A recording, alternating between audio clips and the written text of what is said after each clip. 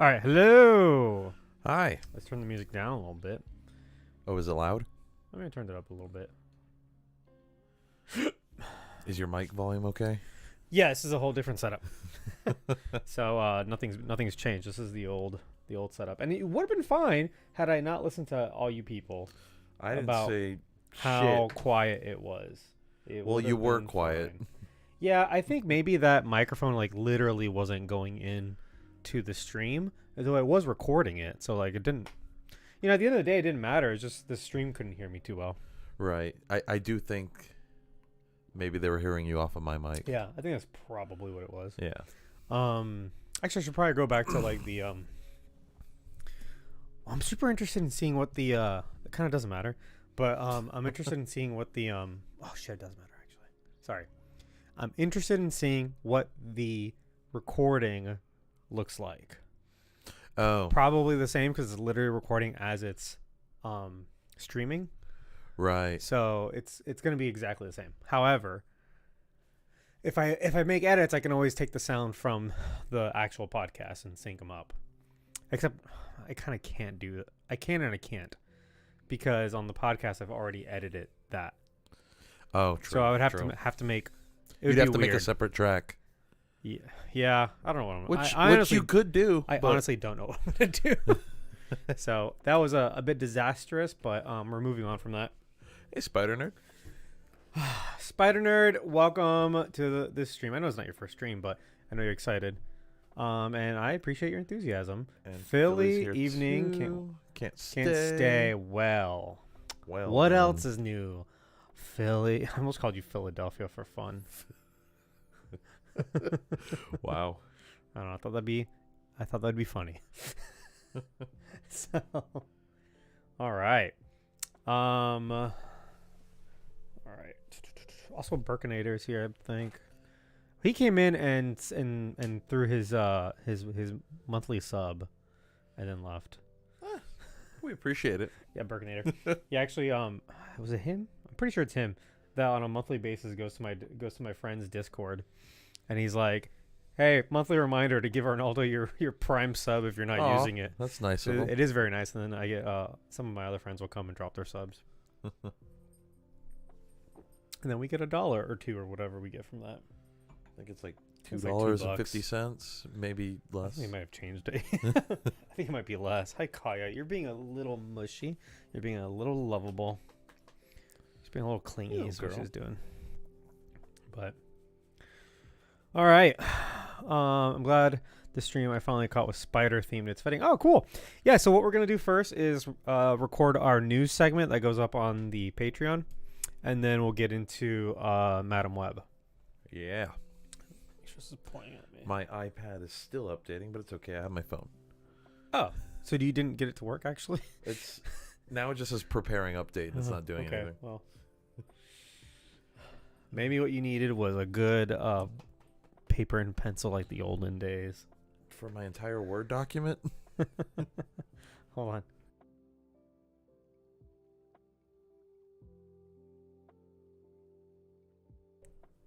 All right. Hey, Rambo, welcome.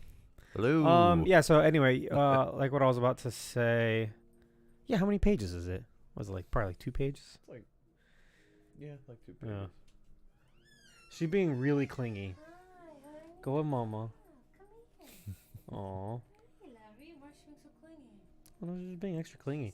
Did you see the picture I She sent you? was pouting Oh, a I sent you a picture. lot. She was big pouts. Yeah, we're live. Okay. All right, bye. All right, so let's get going. I feel like I'm still tired from the Avatar stream. Really? That was a big one. Yeah. Oh, also like it took me forever to edit, so True. because it had problems and shit. Oh, your audio. Yep. So let me hit the record button. I'm gonna go ahead. Oh, can you turn the speakers off? Oh, yeah. Yeah, I don't need that. Okay, cool. And let's get going. I'm Alright. recording. Let's go to. Should we turn the music off?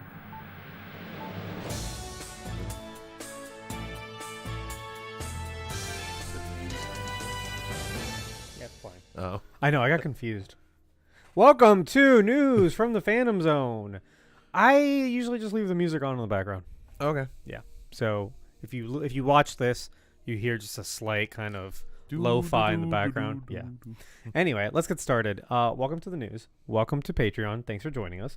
And we didn't do one last week, so we have a lot to talk about. You ready? Yeah. Let me fix my microphone. All right, there we go. All right, number 1, Millie Alcock, cast as Supergirl. So you may know her from HBO's House of the Dragon, where she plays, read her name because I don't know how to pronounce that. Rhaenyra Targaryen. Thank you. I don't watch House of the Dragon. So, but I've seen enough clips to recognize her right off the bat. Okay. She's kind of the face of that new show, right? Yeah, well, yes and no. She played the younger version of this character, so for the first half of the season, then there was like a time jump. Oh, so she's done. Unless they do some flashbacks, yeah. And like if they for Yeah. season 2. Wow. Are any of these characters in what's the show called? The original show? Game of Thrones? Game of Thrones? Or are they like No, are this they is mentioned? like I know it's this is thousands of way, years, way, right? way before Oh, okay. that. None of them are mentioned as like, oh, like the legendary so and so or the king so and so, my great ancestor, yada yada. Some of these characters might be mentioned, Yeah. but that's it. Because this is like ancient history by the time Right. that show rolls around. So again, I haven't seen her. Yes, Burkinator in the chat. I've seen so many clips from House of the Dragon to know who she is. Is she any good? This is I good think so. news. Yeah. I think so. Yeah. I think this could be a good casting. I'm gonna miss Sasha, but Oh yeah, same. But I mean, again, I new don't universe. think she was ever gonna hop over. So No, it wouldn't have made any sense. yeah, unfortunately. You're referring to Sasha Kaye, who Yes. did. She was Supergirl in the Flash movie. Yep. Yeah, and she was gonna have her own movie too. But remember, there was gonna be a Supergirl movie. Yeah. Like that was in the plans for the DCEU before it all got canceled. Oh, and Burkinator's right. The Kings during this time are mentioned in. See, Game of okay, Thrones. I knew Yeah. that. I figured there would have had to have been some reason to go to that because they're like specific historical timeline. figures. Right, Yeah, right, yeah. right. The Targaryens and their dragons are all well-known history. Thank you, Yeah, and this Burkinator. show is kind of chronicles their. I think it leads to their like downfall because by the Okay. time. So it's like a history book you're watching, basically. Yes. Just all the important Well, events. the book that this show is based on is like a history book. Oh, okay. It's like it's an in-universe history book that was just published. Oh, and they made It a whole was one of narrative those about things. it. Yeah. It's like what's one in Harry Potter called? Fantastic Beasts and Where to Find Them. Yeah, kind of like that. I actually watched Dune. I rewatched Dune with Burkinator here in the chat, and luckily he was there to explain all the things. Explain all the things. Because I know you just watched Dune for the first time. You really liked it. I'm like it, yeah. lukewarm on it because I just feel like it doesn't work on its own as well as it would if like you read the book and you know it, and then you see the movie and you're like, oh, cool. But like I don't think the movie explains a lot of the very specific things going on. And anyway, watch it with someone who's read the book because it works that way really well. So she is cast as Supergirl for Superman Legacy. At least that is the thinking, is that she's gonna show up there in some capacity. Otherwise, she wouldn't have needed to be casted this far in advance. Right. But as part of the DCU slate of movies, there will be a movie called Supergirl Woman of Tomorrow. So that'll be her standalone film. Okay. Cool. I remember my aunt slapped me for reading Game of Thrones at 16. Why? Why? Because it's saucy. I don't know. suppose. So anyway, yeah, this is fine. This is fine news. She kind of looks like a Supergirl, so sure. Yeah, she looks like a Kara.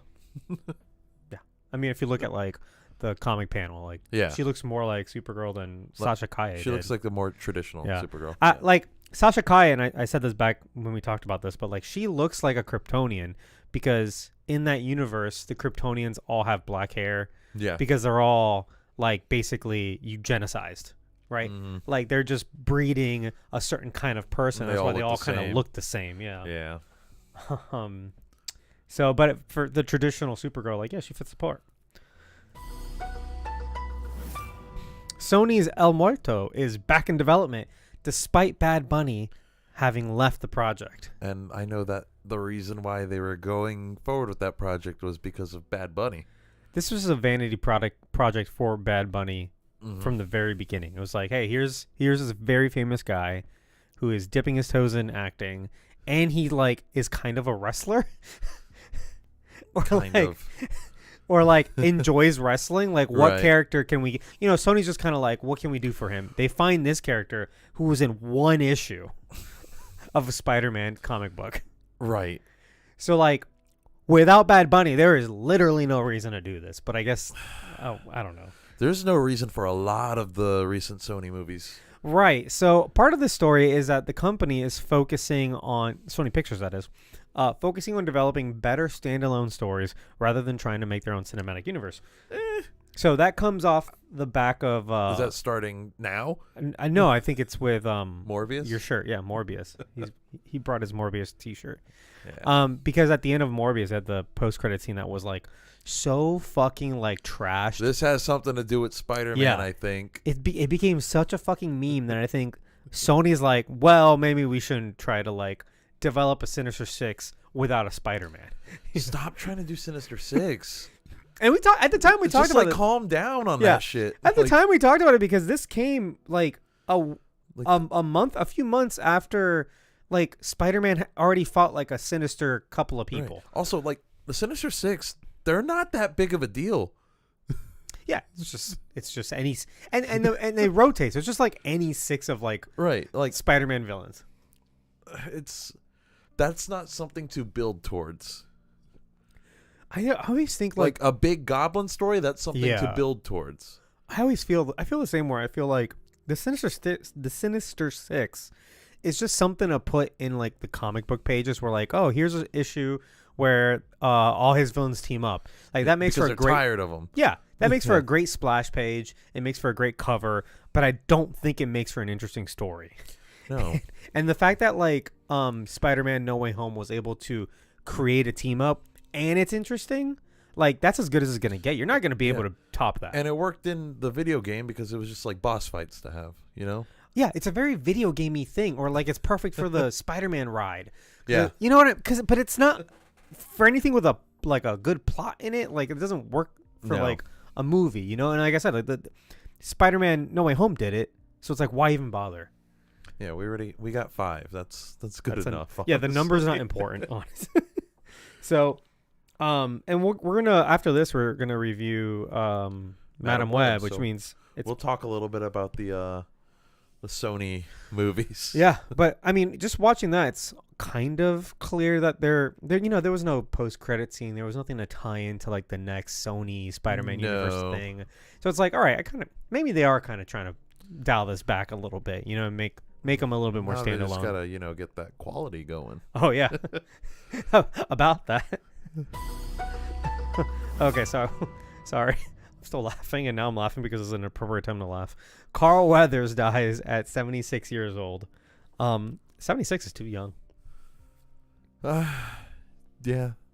right? Like I just feel like anything under 85 is like, It's ooh, not like too soon. too old, yeah. Yeah, I don't like to see anybody die, but like I like when you see news of someone who passes and they're like well in their 90s. I'm like, no, good for you. Like Right. you did it right. You did life right, dude. Like You did something right. yeah, this is the way to go. But I don't think 76 is that number.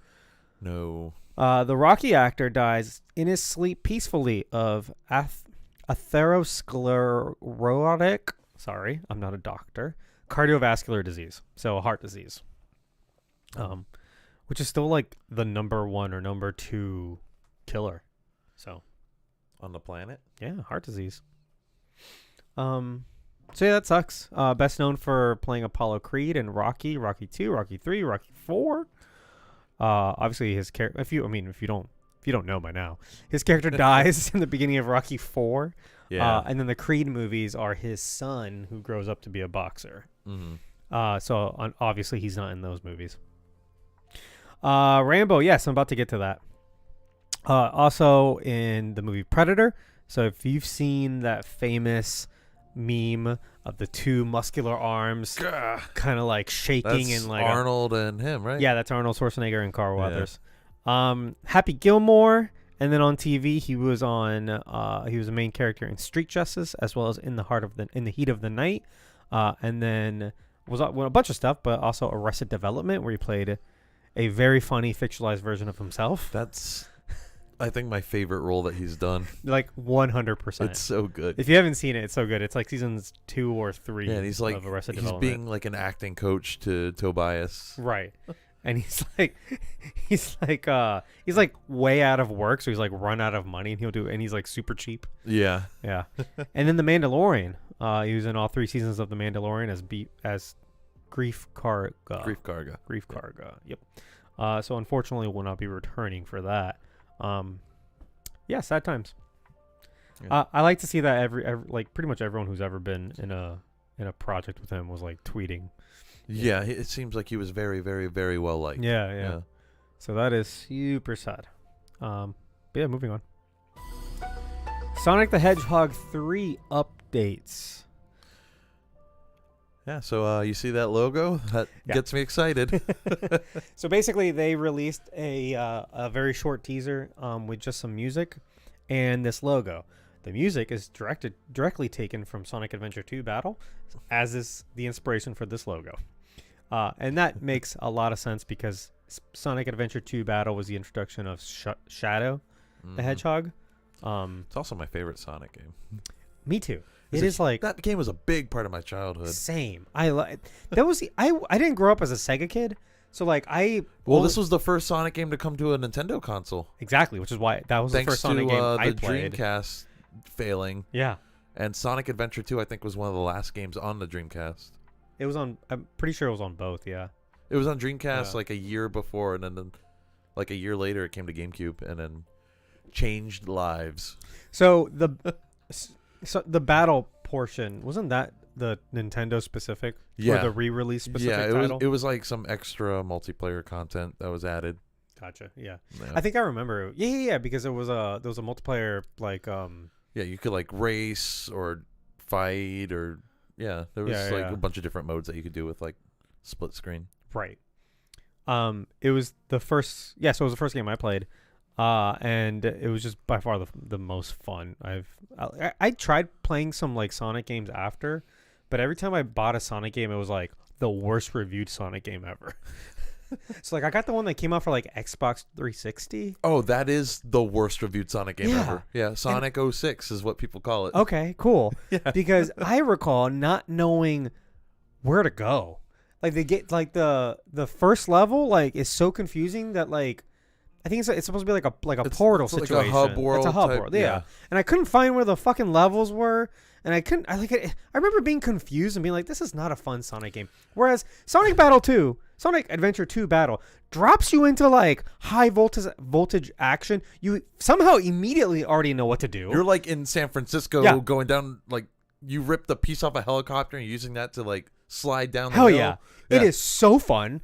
It's ridiculously like high octane and it's very 2000s. Yeah. Oh, dude, it's so fucking it edgy. has one of the best soundtracks in a video game, I think. For sure. Still to this day. Yeah. I'm thinking about the song right now. Anyway, I'm really excited for what can come out of that because sorry, what was that? Oh, because the Sonic 2, the end credits teaser was Shadow. Yeah. And so we already knew that there were, again, shadows from this game. But I love that they're paying close attention to homages from this game. Yeah. So. And then like I know we've got some casting for it too. Oh, yeah. Sorry, I was reading in the chat, Rambo saying to think that the first Ugly Sonic trailer would change into a trilogy and a spin-off show and actually be enjoyable. Yeah. And Ugly Sonic would become his own character in a different movie. Yeah. Honestly, dude, it's like the best of like that bad situation. Yeah. Because these Sonic movies are incredibly enjoyable. And yeah, to your point, there's a Knuckles TV series that had a trailer just last week. And it looks good, honestly. Looks great, yeah. It's what's his name? Idris Elba. Idris Elba for the voice again. But for this movie, Sonic 3, we've got a couple other new cast members. Kristen Ritter in an unknown role. I think people are suspecting she's going to play Rouge the Bat. Yeah, probably. Right. She'll probably be in this. Yeah. And and Alila Brown. Also in an undisclosed role. Undisclosed, but everyone who's played this game knows exactly who she's going to be. And The little girl that gets killed. Correct, yeah. Spoiler, sorry. but this game's like 20-something years old. Yeah. Yeah. So, there you have If it. you know Shadow's story. Yeah. Also, Jim Carrey's back. Oh, yeah. After saying he was going to retire after the second movie. I cannot believe I didn't write that down. That's absolutely true.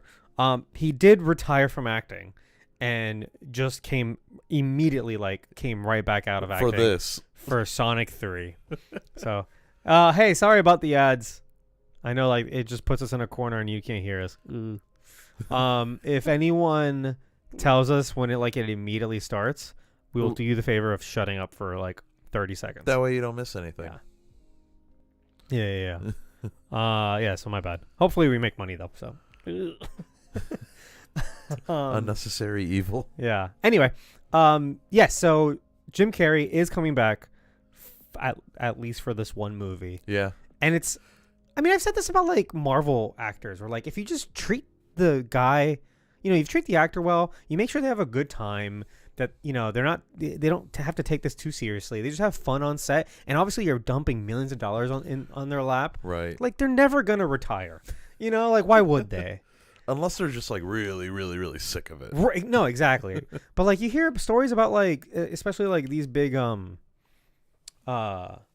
studio movies where like they have an awful time because of the makeup or because the hours or the treatment, and then like they're not being heard and the movie's awful and it hurts their career. It's like, as long as you just like make sure that they have fun, like they're not gonna quit. No one's ever quit on Marvel. You know what I'm saying? Right. And nobody's ever quit on Adam Sandler. Yeah. Yeah, exactly. He takes him off to a fucking island. Critics might quit on him, but no, he somehow retains the same cast and crew. Jennifer Aniston has done like 3 of his movies now. They're probably best friends. At this point, yeah, probably. So that's great. And then the other rumor is that Shadow might be played by Hayden Christensen. I'd be down for that. I would be so excited if that's the case. He'd be actually perfect for the role. Yeah.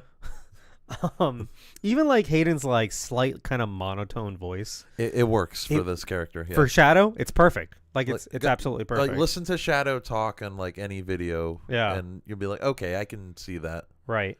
In the again, completely unconfirmed, but in the teaser that they showed, you hear Shadow laughing. Yeah. And you close your eyes. You can kind of tell it might be him. I'm just saying. Or they just used like a clip from the game. Oh, you think? I don't know. That could be. It wouldn't surprise me if that's what they did. I mean, anyway. Epic Universe. Universal Studios' Epic Universe was not announced, but detailed because it was announced years ago. It was, and it's being built right now. It is the newest theme park here in Orlando, Florida, where we live.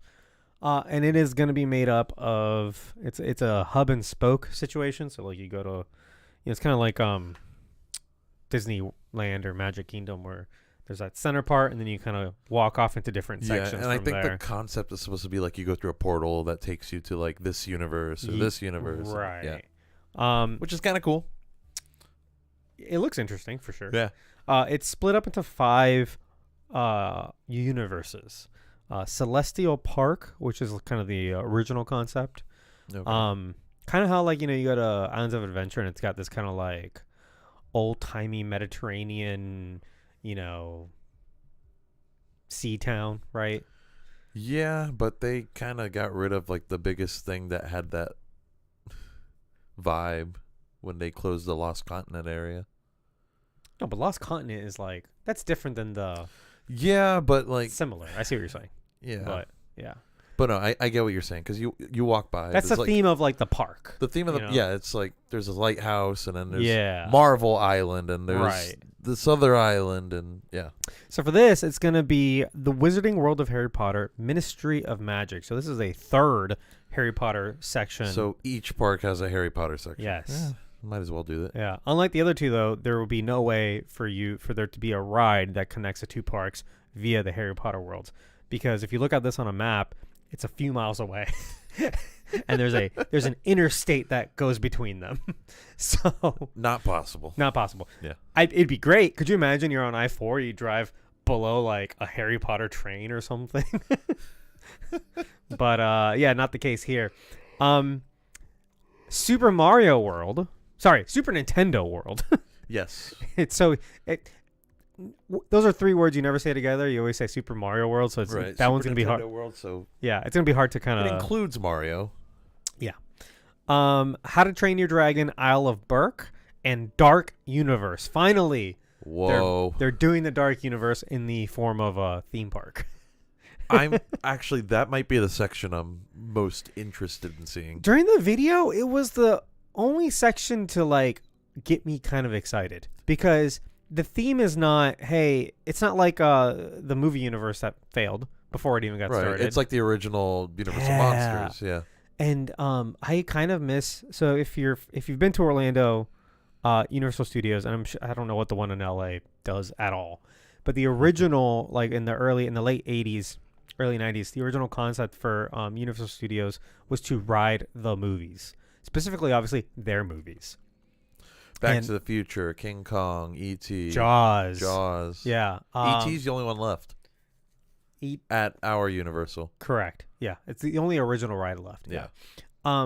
But yeah, King Kong and like Disaster were like two of my favorite rides. Disaster was cool. And they're both based on movies from like the 40s and 50s. Disaster was based on Earthquake, right? Earthquake, yeah. Yeah. I think the ride Sorry. used to be called Earthquake. Sorry, yeah, I mean Earthquake, but then it was called Disaster. And Now then it's after that, Harry Potter. No, it's Fast and Furious. Oh. Yeah. Oh, Jaws became Harry Potter. Jaws. Yeah, Jaws Yeah. became Harry Potter. Diagon Alley. Yeah. So,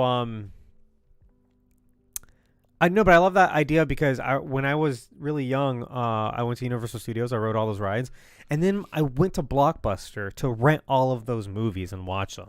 And I'm sitting here, and I'm like 10 years old watching King Kong, like the original. Yeah. You know what I'm saying? Like, how else are you gonna get King Kong in front of a child? If you don't like, That ride was cool. I do remember it. You're like going through the Hell city yeah. or on like the you're in a cable car. Yep. Oh yeah, and then he comes next to you and he shakes your car and shit. I think it was called Confrontation. Was it really? I think that's what it was called. Horrible name. Anyway, but so going back to that concept where like this Dark Universe section is going to be playing off like the 50s and 60s iterations of like Dracula and the Mummy and all that stuff. That's going to be fantastic. Yeah. Hopefully we get some thrilling stuff there too. Oh yeah, for sure. I hope. But yeah, that and Nintendo are the two things that I'm like, all right. 100%. Yeah. So yeah, it'd be exciting. I'm not really like that into theme parks anymore, but I would definitely go, once like it kind of calms down a bit. At least experience it once. At least get like, like maybe like a 3-day kind of situation, go 3 times in 1 year or whatever. I don't know, something like that. I wouldn't do because we used to do annual passes. I wouldn't do an annual pass to like any theme park Yeah, again, you I don't find think. that you don't really go often enough to make it worth I it. mean, we used to, but then I was like, I'd rather like save up money and actually go traveling. True.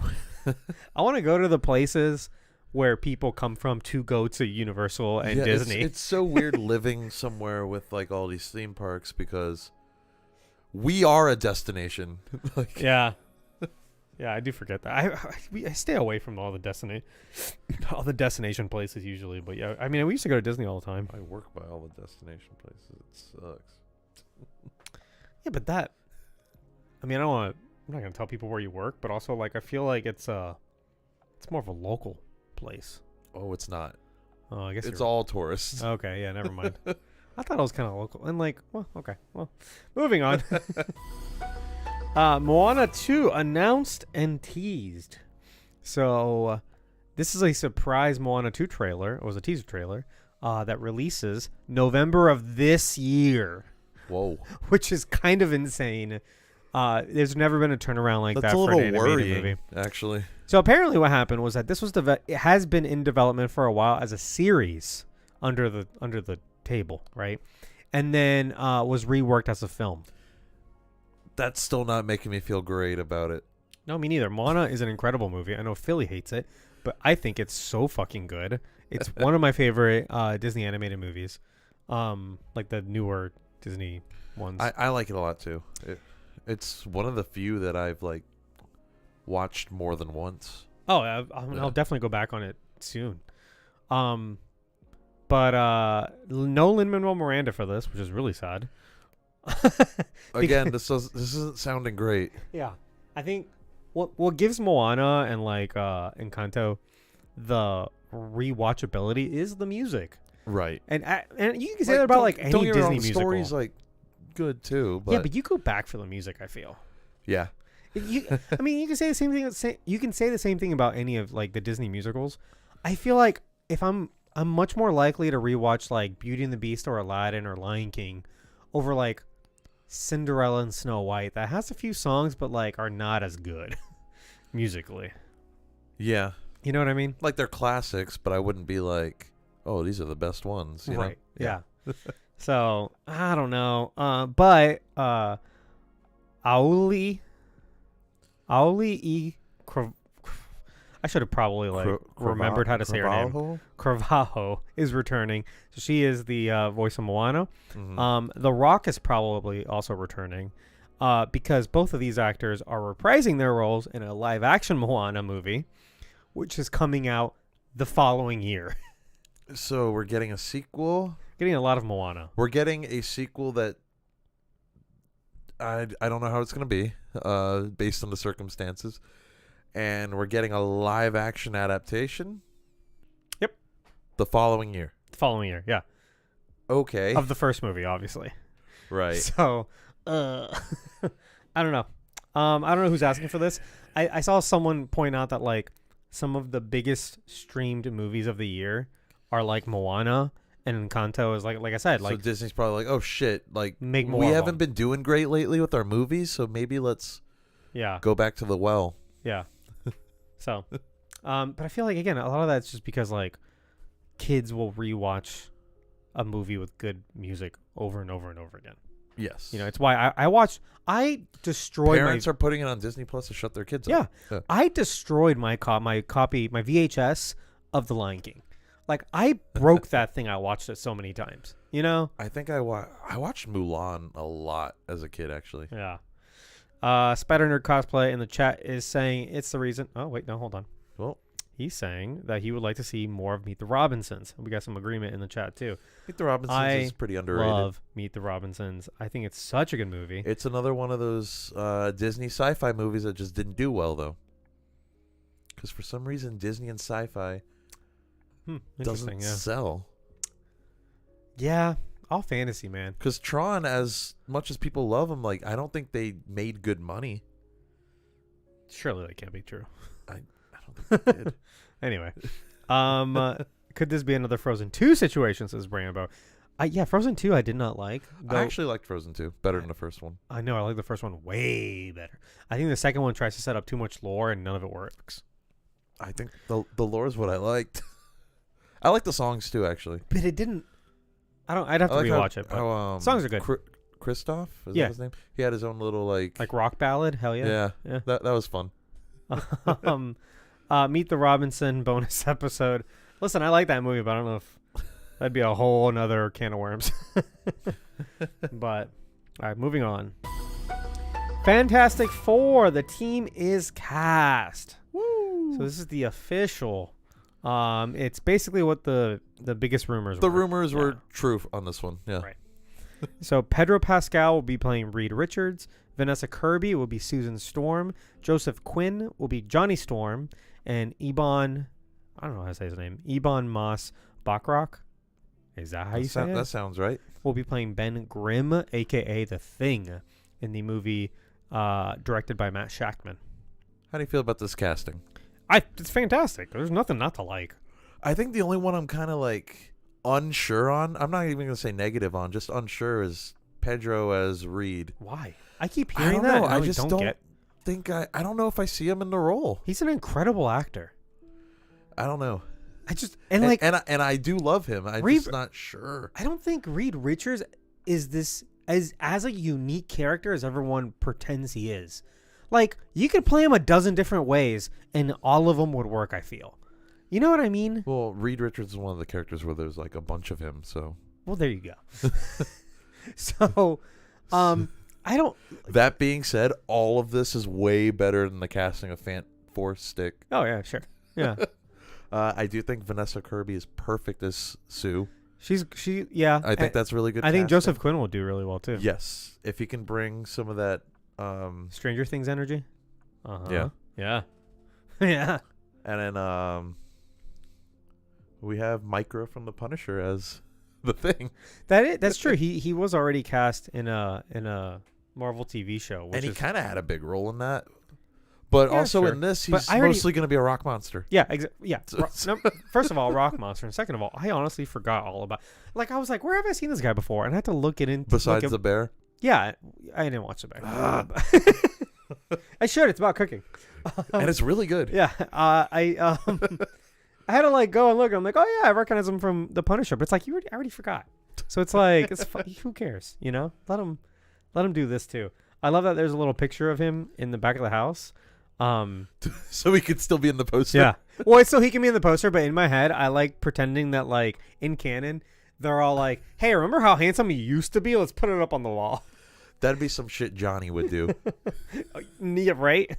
I do hope they have like that family vibe that, at the very least, like the Fox movies kind of captured that a little bit. Yeah. Here. Okay. So Rambo is saying that he thinks Pedro Pascal is incredible, and he's never played the same character twice. That's true. I mean, compared to half of these other actors that always play the same person, you know, even like fucking Robert Downey Jr., who is an incredible actor, most of his roles are just him. You know, like Sherlock Holmes was him with an accent. Like even his character in Oppenheimer is very RDJ like. You know, he's fast talking and he's smart and he's kind of a PR guy. But you know he does. I mean, look at RDJ and like his older stuff though. He's got the range. Look at him in Tropic Thunder. I completely agree with you. I think RDJ is an incredible actor. All I'm saying is he has a type. Yeah. And Pedro does not. And I think Pedro has he's kind of been typecast as dad lately. I think you mean daddy.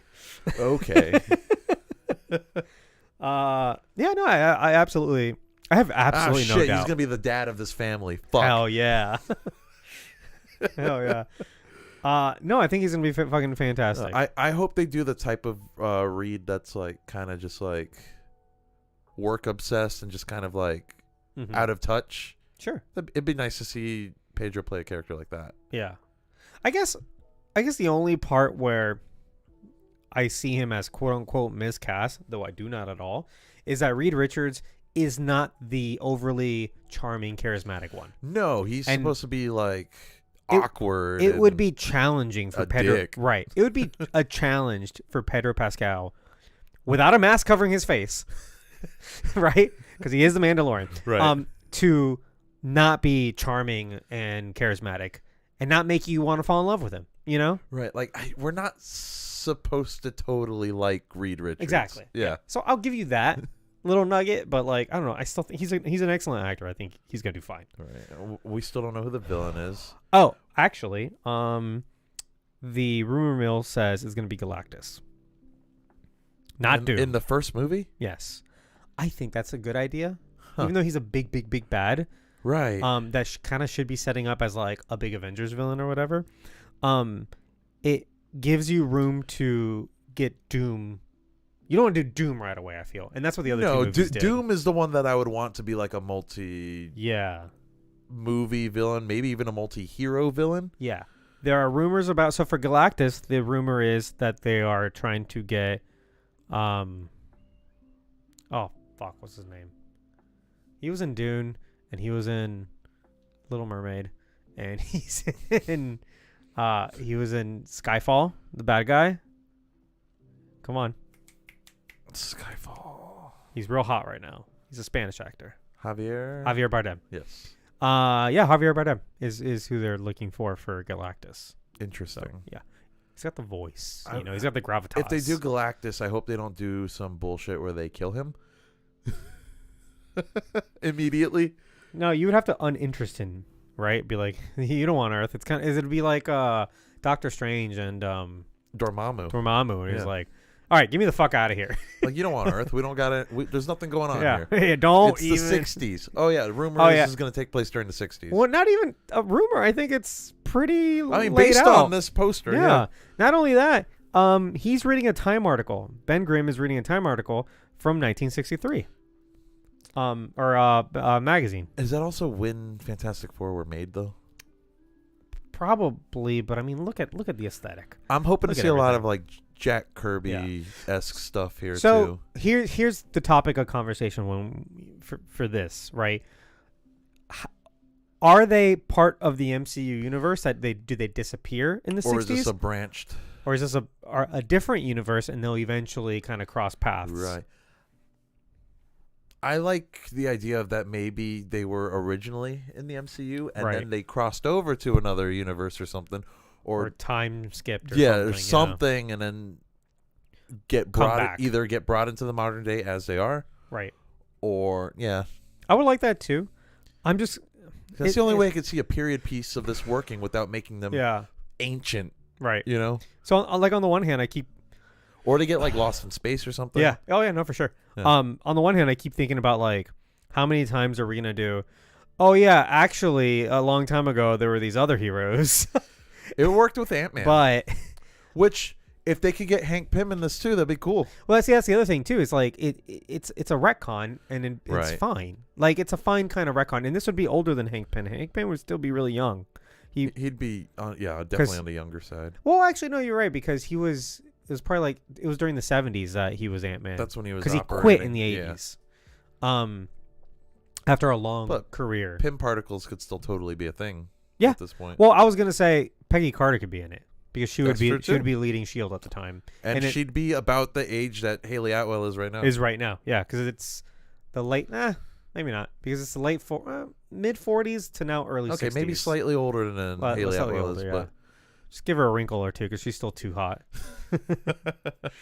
But I would like that more because... And it is so comic booky to be like, oh, yeah, by the way, here's this retcon. Well, it's like... And they could do some shit where it's like, oh, they got stuck in the quantum realm, or they went to the negative zone, or they trapped Galactus with themselves in the negative zone or something. Like, they could do something like that. Yeah. For Doom, I've seen some casting rumors, and I forgot who one of them was. Cillian Murphy's kind of hot for it right now. It was Cillian Murphy or Henry Cavill. I think both of those would work, but I think they'd be two very different depictions of Doom. Yeah, I think Henry Cavill, you gotta show his face, man. He's too good looking.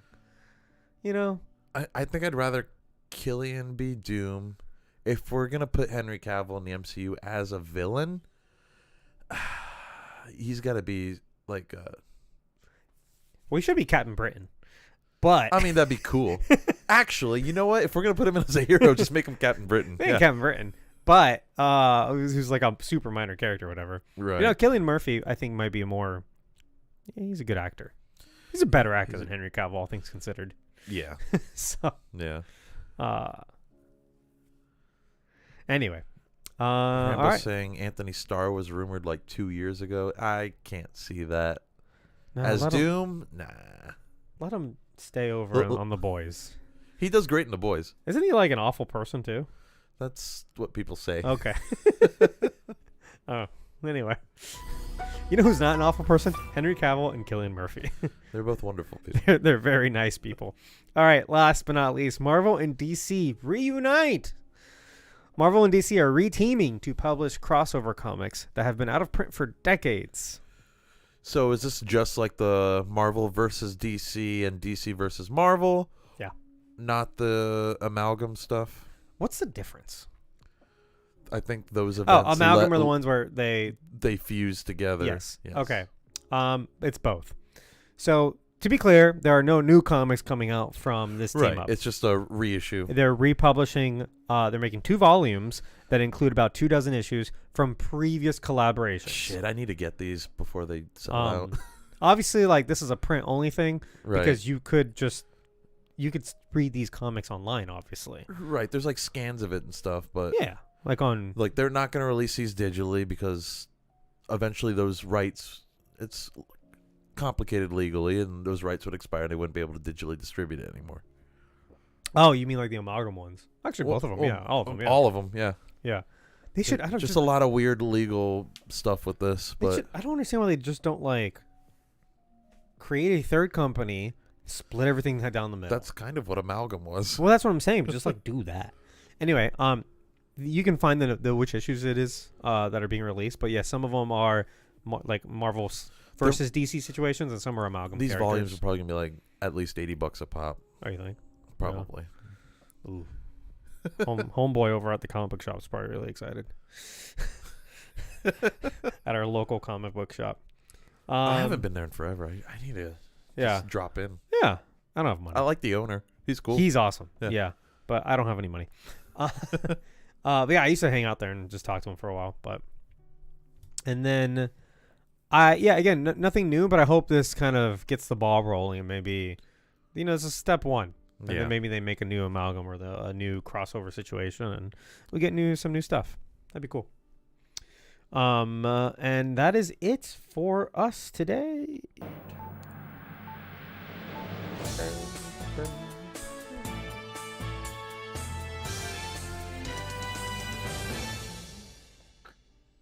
Oh wow, I actually sang the whole thing. Wow. Right off the dome. Anyway, guys, thank you guys so much for listening. Thank you for if you're watching this on the Patreon. Thanks for being a part of the Patreon. We'll come back next week with some more comic book movie news. Goodbye. Bye. All right. We're not actually leaving, guys. And if you're on Twitch, we're not going anywhere because now we have to switch gears. Talk about Madam Web. Woo. I'm going to redesign this whole page. Every time I look at it, I'm like, You hate it. I hate it. Yeah. When did Also- that piano dude follow us? I think A day yesterday. ago. Oh, yeah, okay. yesterday. We were trying to teach him how to subscribe, and I don't think he figured it out because I didn't get a notification that he subscribed, but I resubscribed and I didn't get a notification from myself either. Oh, interesting. Like I resubscribed with my other account, and like Arnaldo, it's not on there. So Yeah, that's weird. that is a bit weird. All right, guys, we're gonna take a quick break, and then we're gonna get started on Madam Web. So we'll be back in about Hell yeah. less than 10 minutes. I can download Word on my iPad now.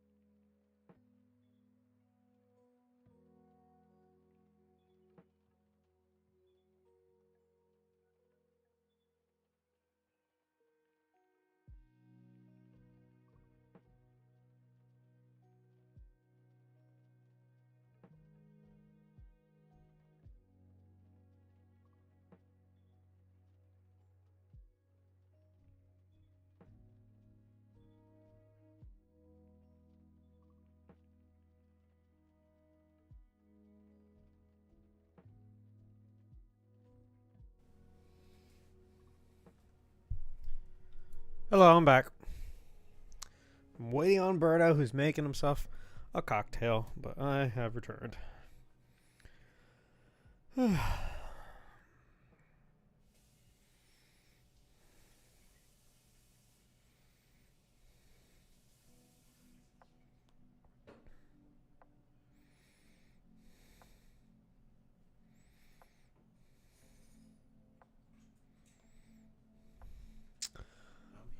And here he comes.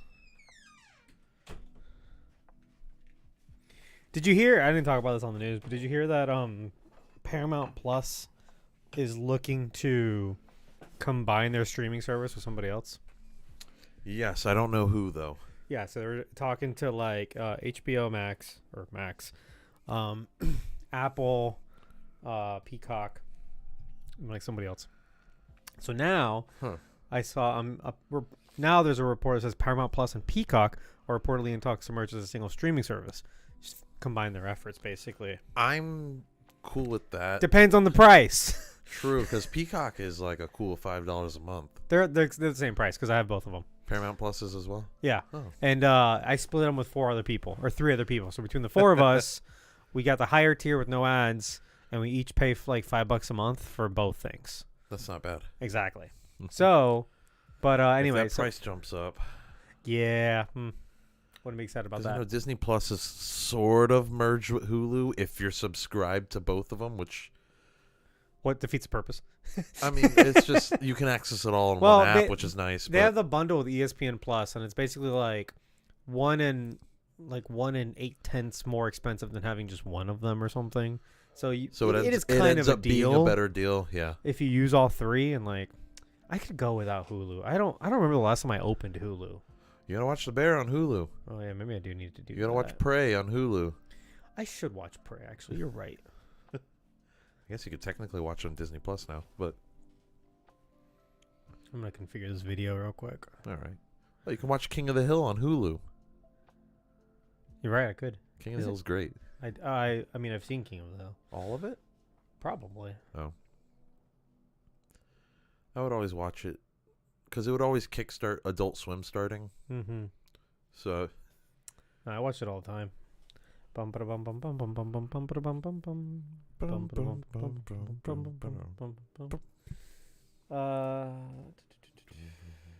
Mike Judge. all right. There we go. Done. Close. Anyway, so I told you that to read this joke. Oh. Hey, baby, I'm gonna make some dinner, and then we can settle in to check out what's on Mount Cock Plus.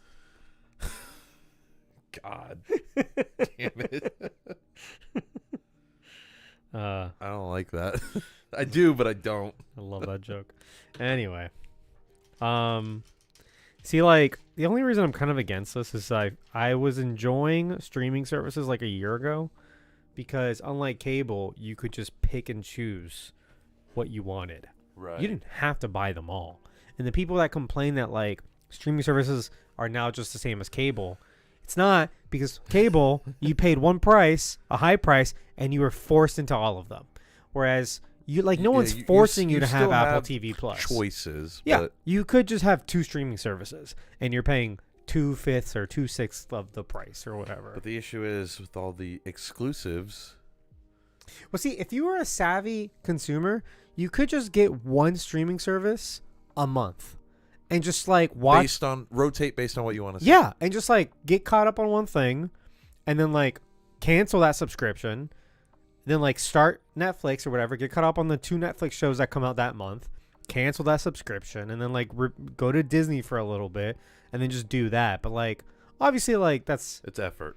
It is effort and it seems unrealistic because like I'm watching like 3 things on 3 different streaming services right now. So it's like, you know, you can't have it all. And Disney Plus has like a lot of stuff that it has a lot of geeky stuff between Star Wars and Marvel and all that.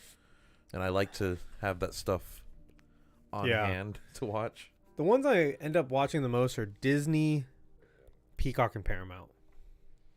Okay. Like that's what I'm watching the most. I think you know why? Because those are the classic companies. They're the ones with all the old stuff that I want to watch. You know, it's NBC, CBS, and Viacom Universal, and like Disney, Fox, all of that. All of the classic movie studios and TV stations are on those 3 apps. That's true. I think Netflix is actually the one I use the least. I haven't been Actually, using I'm Netflix not a even lot, subscribed to Netflix anymore. I just watch it in the living room because my roommate is signed in the living room. Well, there you go. You're still using it, aren't you?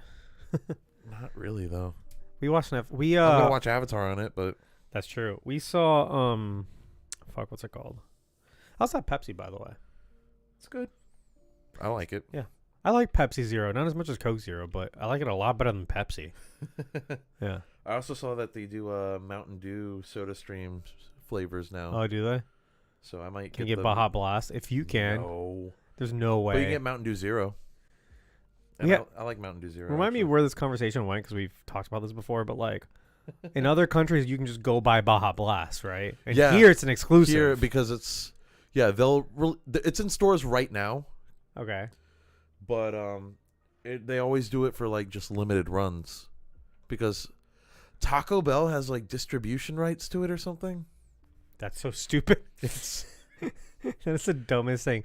I would like to remind Taco Bell and PepsiCo that PepsiCo owns Taco Bell. So they don't have to do that. I think they keep it exclusive to get people to go to Taco Yeah. Bell, because I'm pretty sure it works. So it's not right. So it's not like it's some sort of weird deal. Right. No, that's vertically owned by one company. Pepsi owns Taco Bell, which owns Mountain Dew, or also owns Mountain Dew. It's just a Taco Bell exclusive that will occasionally appear in stores. It's also been a Taco Bell exclusive for like 15 years. Might be longer than that, actually. Since you're right, it came out. I was in high school 20 years. Fuck. It's also the best flavor, so I don't think I've had I have, but I can't recall like just drinking regular Mountain Dew. Like I'm not a Mountain Dew person, but Baja Blast with Taco Bell, 100%. yeah. I was a big Code Red person back in the day. Oh wow. Not so much anymore. It doesn't hit like it used to. Yeah. You seen that guy on TikTok? No. The fedora guy? No. Finest bottle of red. Do you watch any cringe content on TikTok? I try not to. Okay, some of it's good. I'm gonna send you this guy. Okay. He's basically like a Mon Ninja, and he's very kind of like tips the fedora, my lady kind of guy. Oh no. He's quite funny anyway. I should anyway. Yeah, let's get started. Just send it to me and I'll probably watch it. He had a whole also like all of his content was sorry, now that I'm mentioning it, I should probably just say what it is. Oh here, oh my god, I haven't pulled up. No, it went away. Fuck. He was already up? Yeah, it was like the last thing I watched. Oh no. Damn it. Fedora guy. Okay, hold on a second. There's a lot of fedora guys, first of all, but this is the one I want. His account is called Lorlo. It's at It's Lorlo. Lorlo. Okay. This dude's incredible. He's not like this. He's done other characters. He's an actor. But this Okay. character is by far his best one. And if you followed up with it, he's gone through like different like sagas. Like there's a narrative to his characters, which I think is really fun. But that's kind of cool, actually. yeah, that's what I like about TikTok is when like normal people just like create a TV show Pretty much, with yeah. like no funding. Like that dude that does the Bistro Huddy oh, stuff. dude, he is so good. Yep. You know why he's so good? Because he can. I'm invested in the character. Me too. Oh, That like shit. and there's something to be said there from like a film perspective that you recognize different characters. It's obviously the same guy, Right. but like he does such a good job of like differentiating his characters and keeping like a character consistency with all of them. That like you can like he could make an entire show with just those characters. He's the only actor, and you'd buy it. Yeah, it's really well done. And every once in a while, he'll do like a sponsored post from like Mellow Mushroom. Like, damn, I want to go to Mellow Mushroom. Oh my god, we've talked about Mellow Mushroom Can we days just in go a row. tomorrow? What day is it tomorrow? Saturday? Oh, you know where I want to go? Is anybody doing anything? I'm off tomorrow. Do you know what I want to do really badly? What? Because I listened back to our Echo podcast, or Where's Mephisto on Echo, right? Okay. And I was listening when you were like, we should go to Arcade Monster. Oh, hey, let's go tomorrow. And I was like, God, yeah. I'm like, we should do that this weekend. I was just listening back, and we did this like 2 weeks ago, and like I forgot. And like I'm listening to it, I was like, you know what? That sounds like a great fucking idea. Because just have fun. Hell yeah. Because you're right. I do want to go to Chuck E. Cheese's, but they don't let us in there. So we should go to adult Chuck E. Because you Cheese. need a kid. You need a kid to get in there. But yeah, I either want to do that or go to a skating rink, like a good old fashioned skating. But they don't serve beer at those places that I know of. At a skating rink? I Yeah. don't think so. But Arcade Monster, yeah, that sounds Arcade fun. Monsters, you can get some drink. I mean, the drinks are a little pricey, but you know Yeah. that's usually how it is. That's just how it is drinking out now. Right. Anyway, oh, Yeah. actually, no. I looked at the menu. I had it pulled up, Oh, okay. and I always look at the beer price, and it's Beer prices are pretty below decent. what I was expecting. It's Okay. like $7, which is like that's what an IPA And should I had cost. their last time I was there, I had their Cubano. It was actually pretty good. I want to keep it. I love Cubans. What was I gonna say? Yeah, at the very least, We should see if people are down. let's see if people are down, Yeah. but let's also not let them derail us, because that's what's gonna happen. They're gonna go, They're like, hey, What if we did this instead? yes. What if we do this other stupid thing instead? We're not gonna let them What do if we that. went to Olive Garden? That's exactly what's gonna happen. It's not like you may think he's joking. He's not joking. That's what will The happen. thing is, I'll be like, Olive Garden doesn't sound bad either, but No, it does sound bad, but that's not what we're doing. Is my point. right. Like, I would specifically want to do either that or like Mellow Mushroom, just because we've been talking about Mellow Mushroom so much. Yeah, we've brought up Mellow Mushroom a lot. We have one very close. We should I just haven't been there in like 7 years easy. No, their pizza's legit. I know. Okay, well, anyway, guys, we have plans we're making over here. Thing is, too, is like here's just the smallest insight on our personal lives. We kind of do the same things over and over again. Like you, me, and our friends. We go to Ale House. Right. Like we go to the movies. We go to fucking. Let's do something different. We go to each other's houses and watch movies and play games, which is great. Don't get me wrong. But we do the same shit every time. We yell at each other a lot. That's gonna happen no matter what. So, yeah, we gotta vary it up. We gotta do something new. Yeah. But anyway, let me get some silence real quick. I always forget, and then I'm stuck in this situation where I have to like go through the episode and find just a quiet moment, like when we're not talking, and like grab silence sample from that. But anyway, welcome to Films from the Phantom Zone, your podcast about failed and forgotten comic book movies, where we watch a forgotten superhero movie and decide, does this belong in the Phantom Zone to be forgotten for forever or out and about for everyone to rewatch and remember fondly. My name is Arnaldo. I'm your host, and I'm joined by Birdo. And we're not watching a movie. We are reviewing Birdo Madam Web. in theaters now. Madam Web. You said that so quietly, I wish I could have been more excited to say it. as if you could get out of this somehow, and you can't. It's happening. We're doing it. Let's go. Anyway, guys, we are right now. We're reviewing the movie Madam Web. We are live on Twitch. We record all these episodes live on Twitch. If you like the show, you want to be a part of it, come on by. We do this on. We're not as regular anymore. We're kind of, but I mean, you can follow us twitch.tv/filmsfrompz and see when we're streaming. If you join our Discord, I'll tell you in advance. I should just get in the habit of tweeting it in advance also. But if you're here, you can hang out with us, like Spider Nerd Cosplays, like Arculus here, who is saying,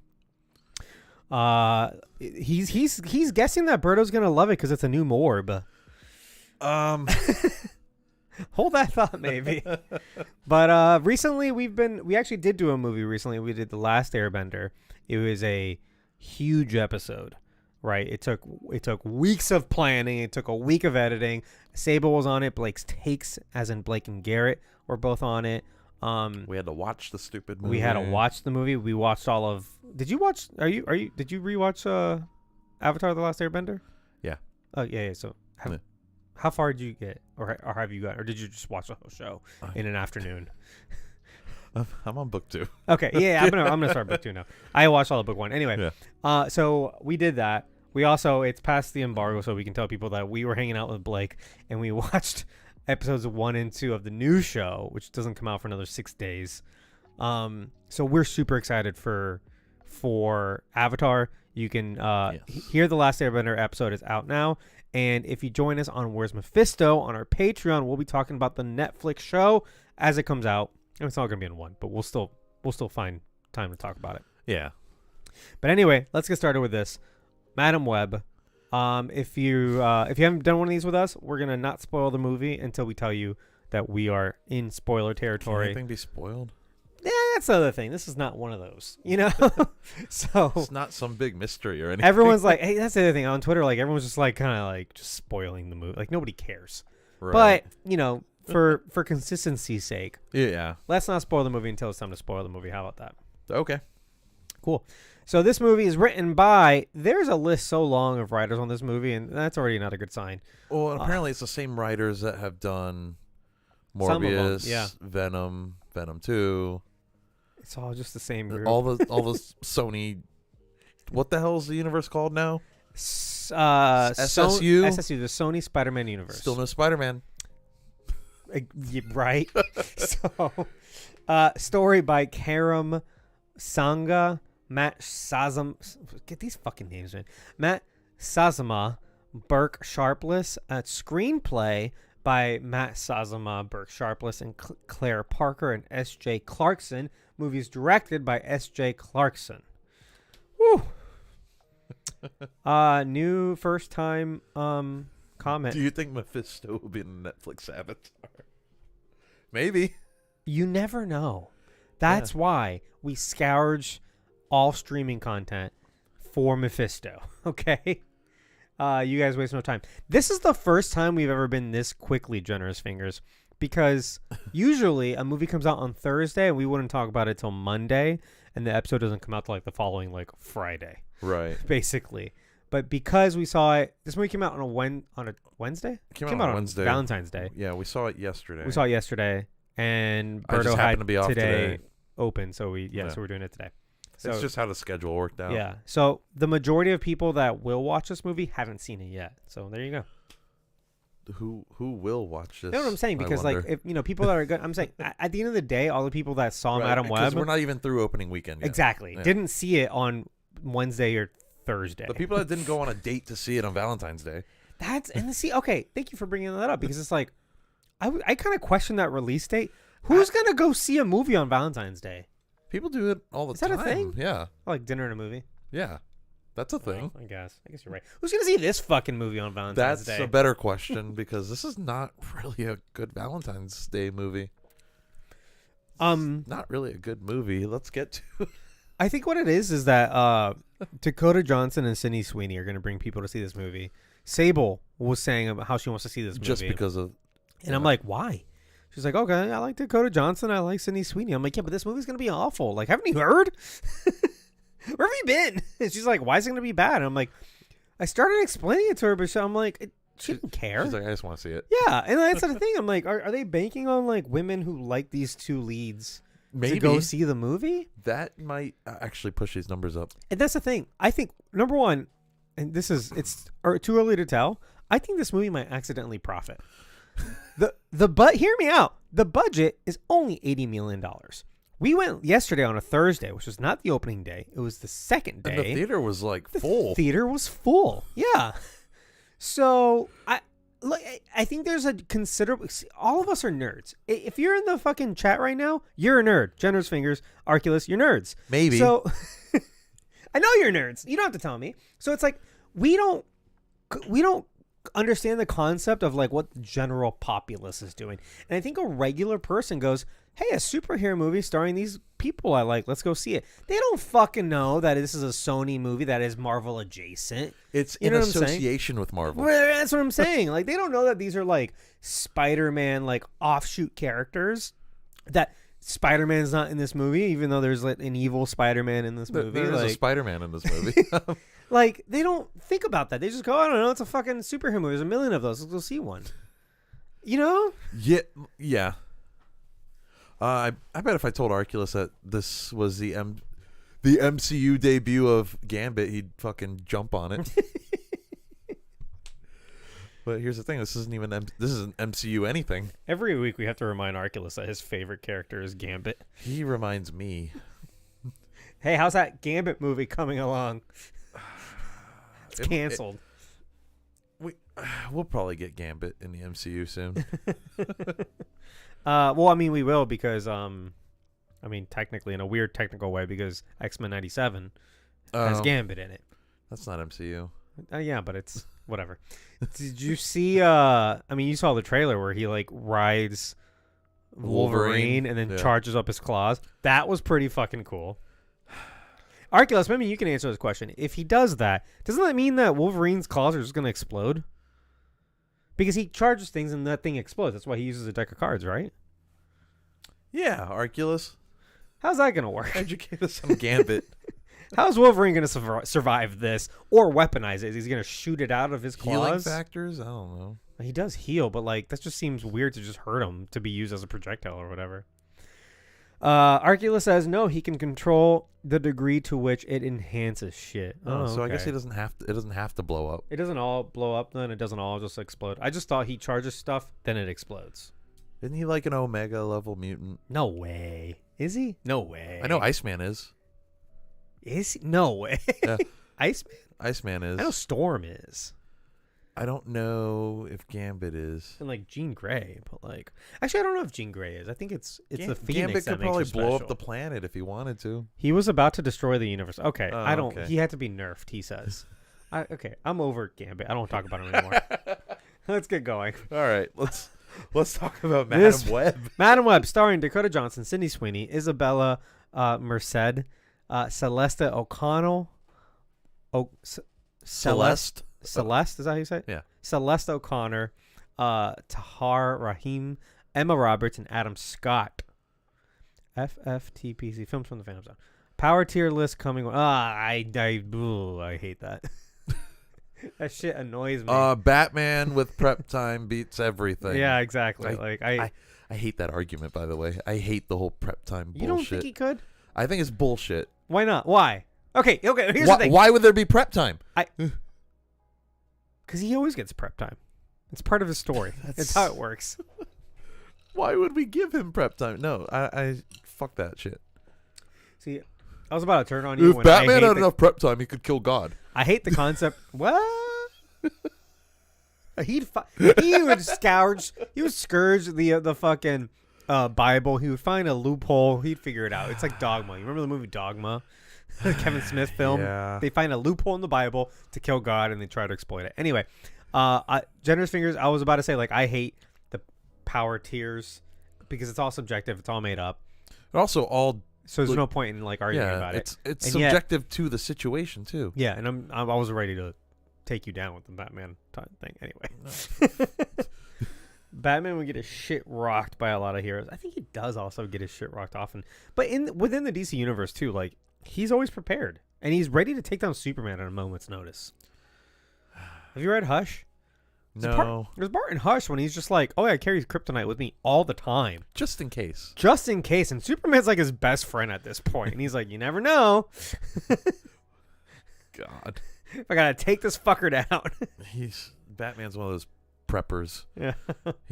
Anyway. All right, background on this character. We're gonna do this a little bit before we get into the actual movie. Berto, you've got some stuff on us. There's actually a lot of characters in this movie that we haven't seen in movies yet, and some that we have. But yeah, please tell me because I know very little about Madam Web. I know very little about Ezekiel, what his face is, and I know very little about the 3 Spider Women in this. They're all Spider Woman, right? One of them is Spider Girl. Okay, all right. Yeah, but I guess in this movie, isn't Gwen technically a Spider Girl? Gwen is technically a Spider Woman. Oh, she's a Spider Woman. But she's also known as Ghost Spider right now. Oh. She's got a bunch of names too. Okay. But yeah, first up, and there's a lot of characters, so this is like quick bullet points that I just got. So we have Cassandra Webb, who is Madam Web in this movie. Her first appearance was in The Amazing Spider-Man number 210, which was published in November of 1980.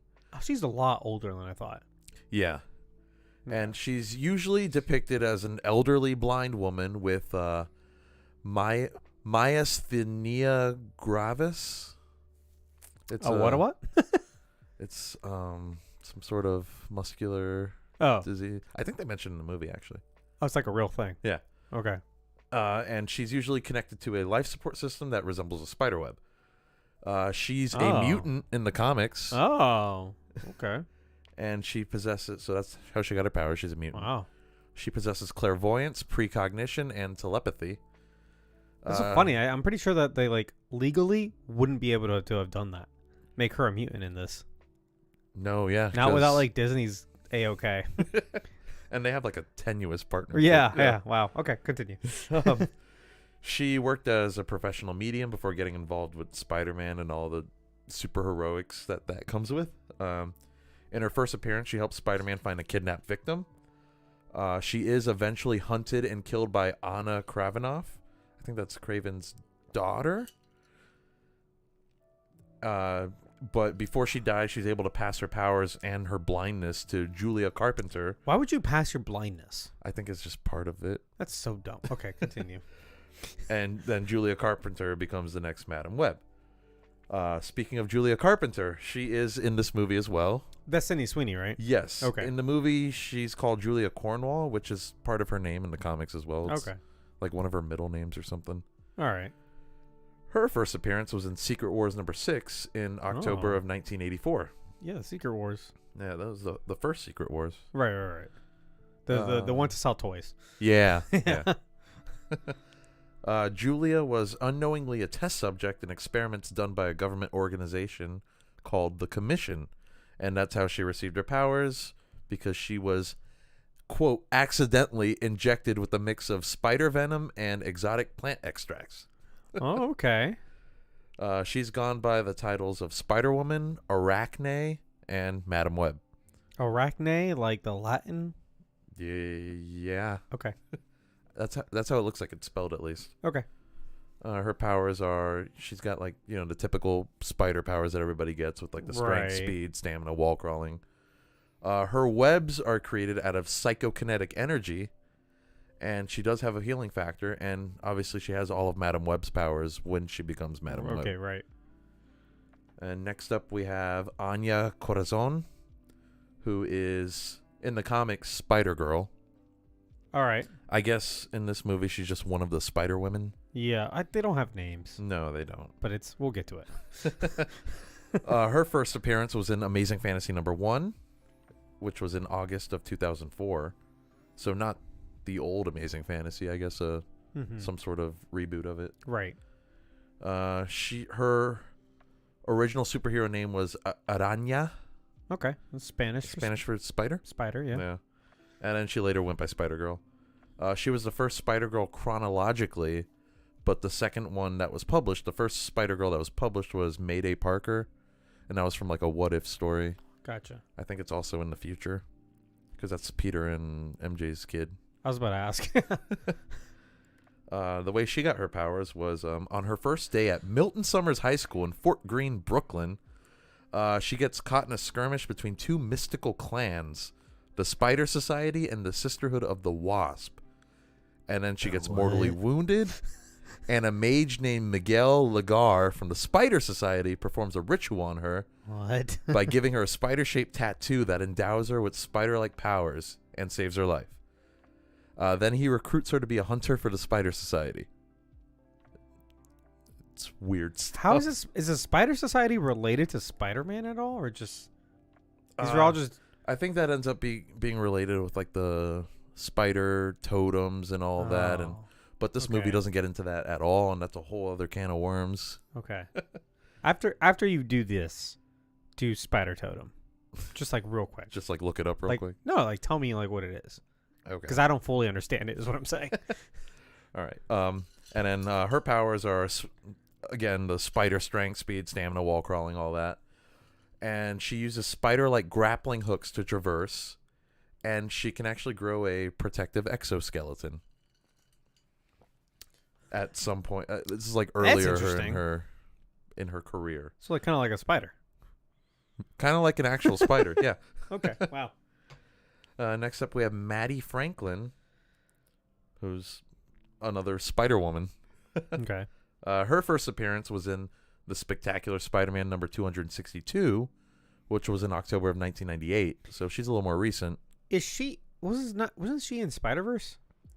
Or is that someone else? All of them appeared in Spider-Verse in some form. Okay. But the main one that we see in Spider-Verse is Jessica Drew. Oh, right. Yeah. They look similar though. They got the afro. They got the legs. Well, right? yeah, the Jessica Drew in Spider-Verse doesn't look like Jessica Drew from the comics. She looks more like Maddie Franklin. That's what I'm saying. Yeah. Okay. Cool. Yeah. All right. She was a troubled youth who grew up with her father after her mother died, and her father is a rich man. After overhearing a phone call between her father and Norman Osborn about something called the Gathering of the Five, They didn't do that in this. she takes her father's place during the gathering and is endowed with the powers that Norman Osborn was intending to get for himself. So her powers that she gets, I guess Norman wanted them. Mm-hmm. I don't know if it's pre-Green Goblin or not. Right. She was an obsessive fan of Spider-Man, and her first costume was actually like almost identical to his. She's had like a ponytail. That was the only difference. Oh, okay. All right. At some point, she fights a villain named Charlotte Witter, who is also Spider-Woman. Like Charlotte's Web. I guess. But okay. Wait, is her official name Spider-Woman? Mm-hmm. Okay. But yeah, Charlotte Witter also goes by Spider-Woman, and during the fight, she absorbs Maddie's powers.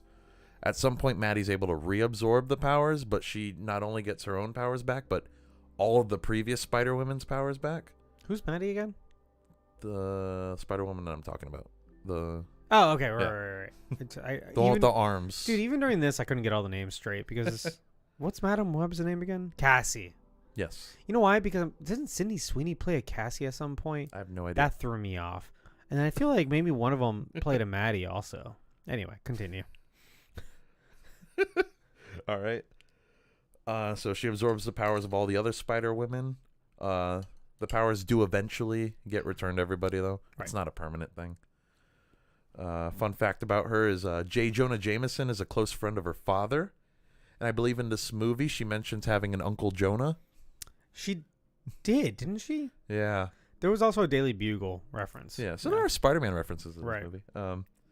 And her powers are, again, the spider strength and all that, wall crawling. But she can fly at subsonic speeds. And she can project bioelectricity. Who did the electric web in this one? Wasn't it I think it was Julia, her. Or was it her? Although I think Julia. it looked like Julia did it, but I think that's supposed to be like the psionic. psychokinetic. Yeah, okay. Yeah.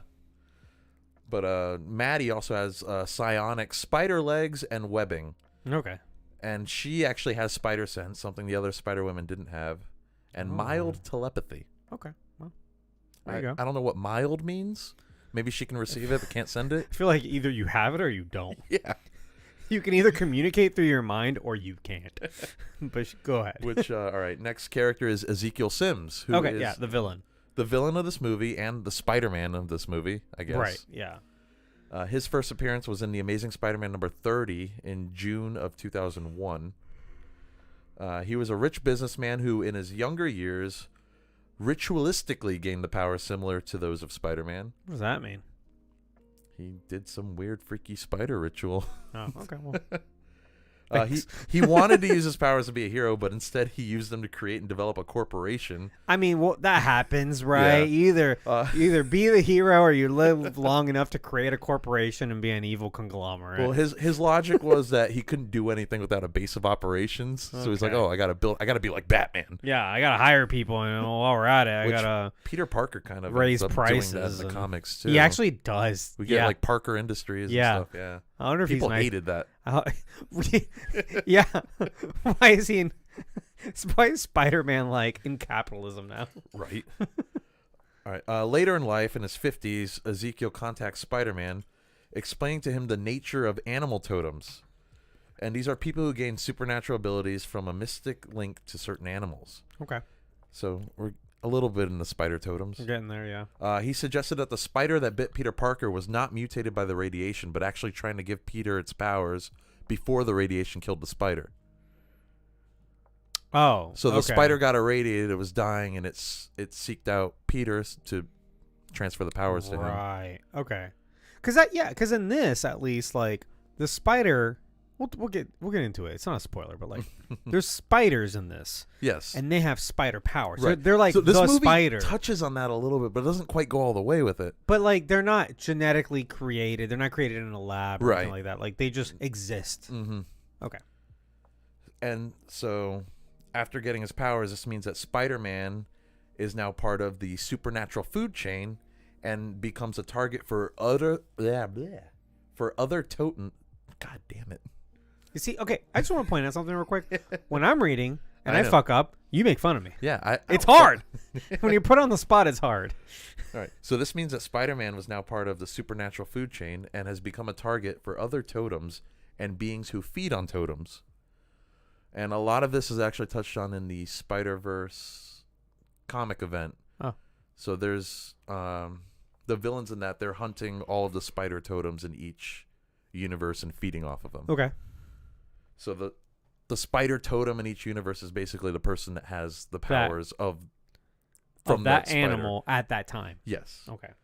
And it also, like, a little bit more about the totems is because of the, like, mystical elements of it. It's, you know how a lot of Spider-Man's villains are, like, animal themed? Yeah. Like with powers Like and all stuff. of them. They're all A totem. totems, and they're all, like, in a weird way, like, attracted to each other. Like, they're, Like rhino, scorpion, yeah, like, they're, like, destined to Mhm. meet or fight or whatever. vulture. So it gives the whole Spider-Man origin a lot of mysticism. Yeah, I don't like that. I kind of like it, but I also kind of miss the good old-fashioned radioactive spider. Yeah. And Ezekiel's powers are just Spider-Man powers. He's Spider-Man. He's just another Spider-Man. Right. But he doesn't have webbing. He does not have webbing. No. No, because Spider-Man doesn't have invent- webbing either. Right. So, yeah, and we see that in this movie. He doesn't have webbing. He crawls around, though, and jumps and is very athletic. All right, 2 more characters. And real quick, I didn't hate that. I like that. I like I that. like that, too. I like that it's like, hey, here's a Spider-Man without webbing. How does he operate? Like with not relying on the webs or whatever, you know? He jumps really far. And he crawls, yeah. Yeah. And he plans out his kind of maneuvers a little bit better. Yeah, it's actually kind of cool. It's like a spider parkour. Yeah. Yeah. Yeah. All right, next up we have Mary Parker. That is Peter Parker's mom. Oh, okay. Yeah. I was like, I know I'm Mary. pretty sure we had already discussed her when we did The Amazing Spider-Man 2. Did you know Emma Roberts was in this movie? I didn't know until I saw her on the Not screen. until I saw her on screen. I was like, oh damn, this is the Marvel role. It's like I got all these important ladies. And the next very important character in this movie, Ben Parker. Oh yeah, of course. Uncle Ben. Yeah, go. He Wait, dies. that's his one job. He doesn't Yep. die in this movie, but we should know. But his He one dies. job is to die. Like that is his I think there's a couple only- universes where he becomes Spider-Man, but No way, really? I think only like 1 or 2. That'd be fun. There was an old adage that said nobody stays dead in comic books except for Jason Todd, Bucky Barnes, and Uncle Ben. Jason Todd and Bucky Barnes have since been revived and become very popular characters. Yeah. Red Hood and the Winter Soldier, respectively, but And- not Uncle Ben. Uncle Ben's still dead in most iterations. Yeah. His job is to die and stay dead. He's the inspiration for Peter to be Spider-Man. Yeah, right. It defeats the purpose if he can't die. You're right. Spider Nerd here is saying he's super happy to be here for obvious reasons. He says he loved Ezekiel Sims ever since reading his first appearance in a book in the library at his high school. Oh, wow. He also fought an energy vampire. Please explain. Is it Morbius? Oh, Because I think a lot of the Spider-Man characters end up fighting Morbius at some point. really? Yeah. I don't think Morbius is an energy vampire, though. Morbius is more of like a blood-sucking vampire. He's a blood-sucking non-vampire vampire. He's not a vampire. cannot He's a be a- living He vampire literally cannot be a vampire because he's alive. he's not allowed. Yeah. He's excluded. Anyway, all right. Thank you for that background. Let's get going into our no spoiler review for this movie, Madam Web. Right off the dome, what do you think? It's not good. It's not good, is it? It's really not good. Here's the thing, though. People are saying it's like the worst movie they've ever seen, and my response to that is, I don't think you've seen many bad movies. I don't know if it's us because of what we do here on Films from the Phantom Zone, where we watch and maybe bad movies. right. Like we watch old movies or movies that for whatever reason were canceled or Right. whose universes don't exist anymore. Like that's the whole shit. So it's like we are used to watching kind of campy or bad movies. Like for us, like because I agree with you. I think it's bad. I don't think it's awful. Yeah. You know what I mean? I agree. Here's the thing. I still think it's better than both of the Venom movies. That might be a hot take.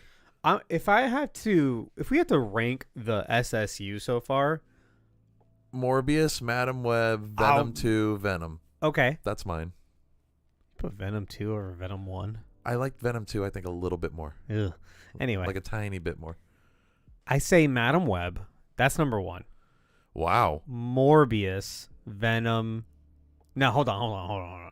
Madam Web, Venom, Morbius, Venom 2. You think this is the best Sony Yeah. Spider-Man Yes. knockoff movie?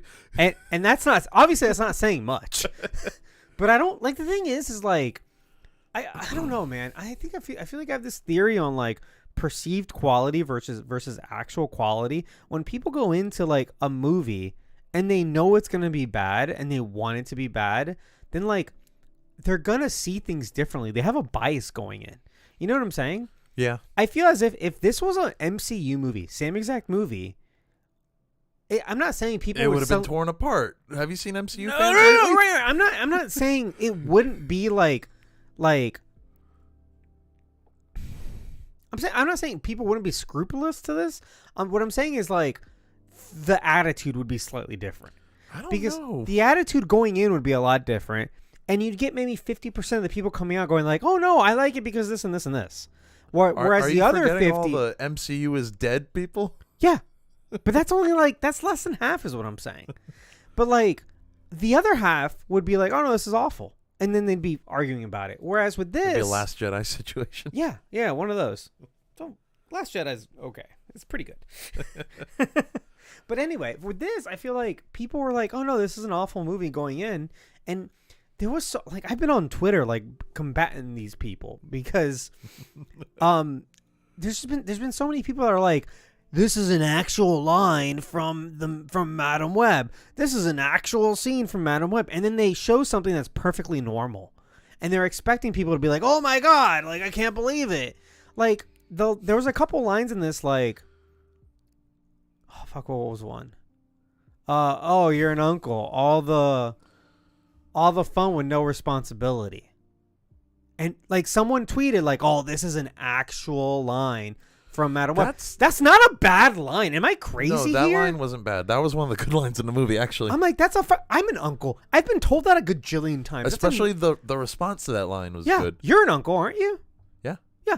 Have you ever been told something like that? Like, "Oh, you get to have all the fun, but you don't have any of the responsibility." Yeah, it's a pretty common thing It's to a say. very common thing to say. So it's like, I'm like, what are you actually trying to do? You know, like, what do you say? Like, the other one was like, "Oh, you've never been shot at in Queens." I'm like, okay, first of all, you took that line out of context. Within the context of the scene, it made a lot more sense. And it's like, it's not great. Don't get me wrong. Like, nothing in this movie is great. I just want to be, like, I'm not defending it. I'm also going to say, on a technical standpoint, this movie's pretty terrible, too. But there are things that are, like, surprisingly not that bad. Like, I've seen, okay, hold on a second. We're going to get into it. But, like, the CGI in this movie is, for the most part, good. CGI is fine. And we said the same you thing get about a Morbius. That I know. CGI was totally Well, fine. that's the thing. It's like, I've seen worse CGI in, like, Marvel movies. Yeah. So it's like, what are we saying here? You know what I mean? I feel like most people, first of all, if you didn't see the movie, you don't have, I don't believe in like uneducated opinions. I don't believe in that. Well, also the haven't line that people keep memeing is only in the trailer. It's not in the movie. Okay, exactly. That would be an awful line because it is an awful line. They did the same thing with Morbius. There was a line that was in the trailer that everybody made fun of. It wasn't even in the movie.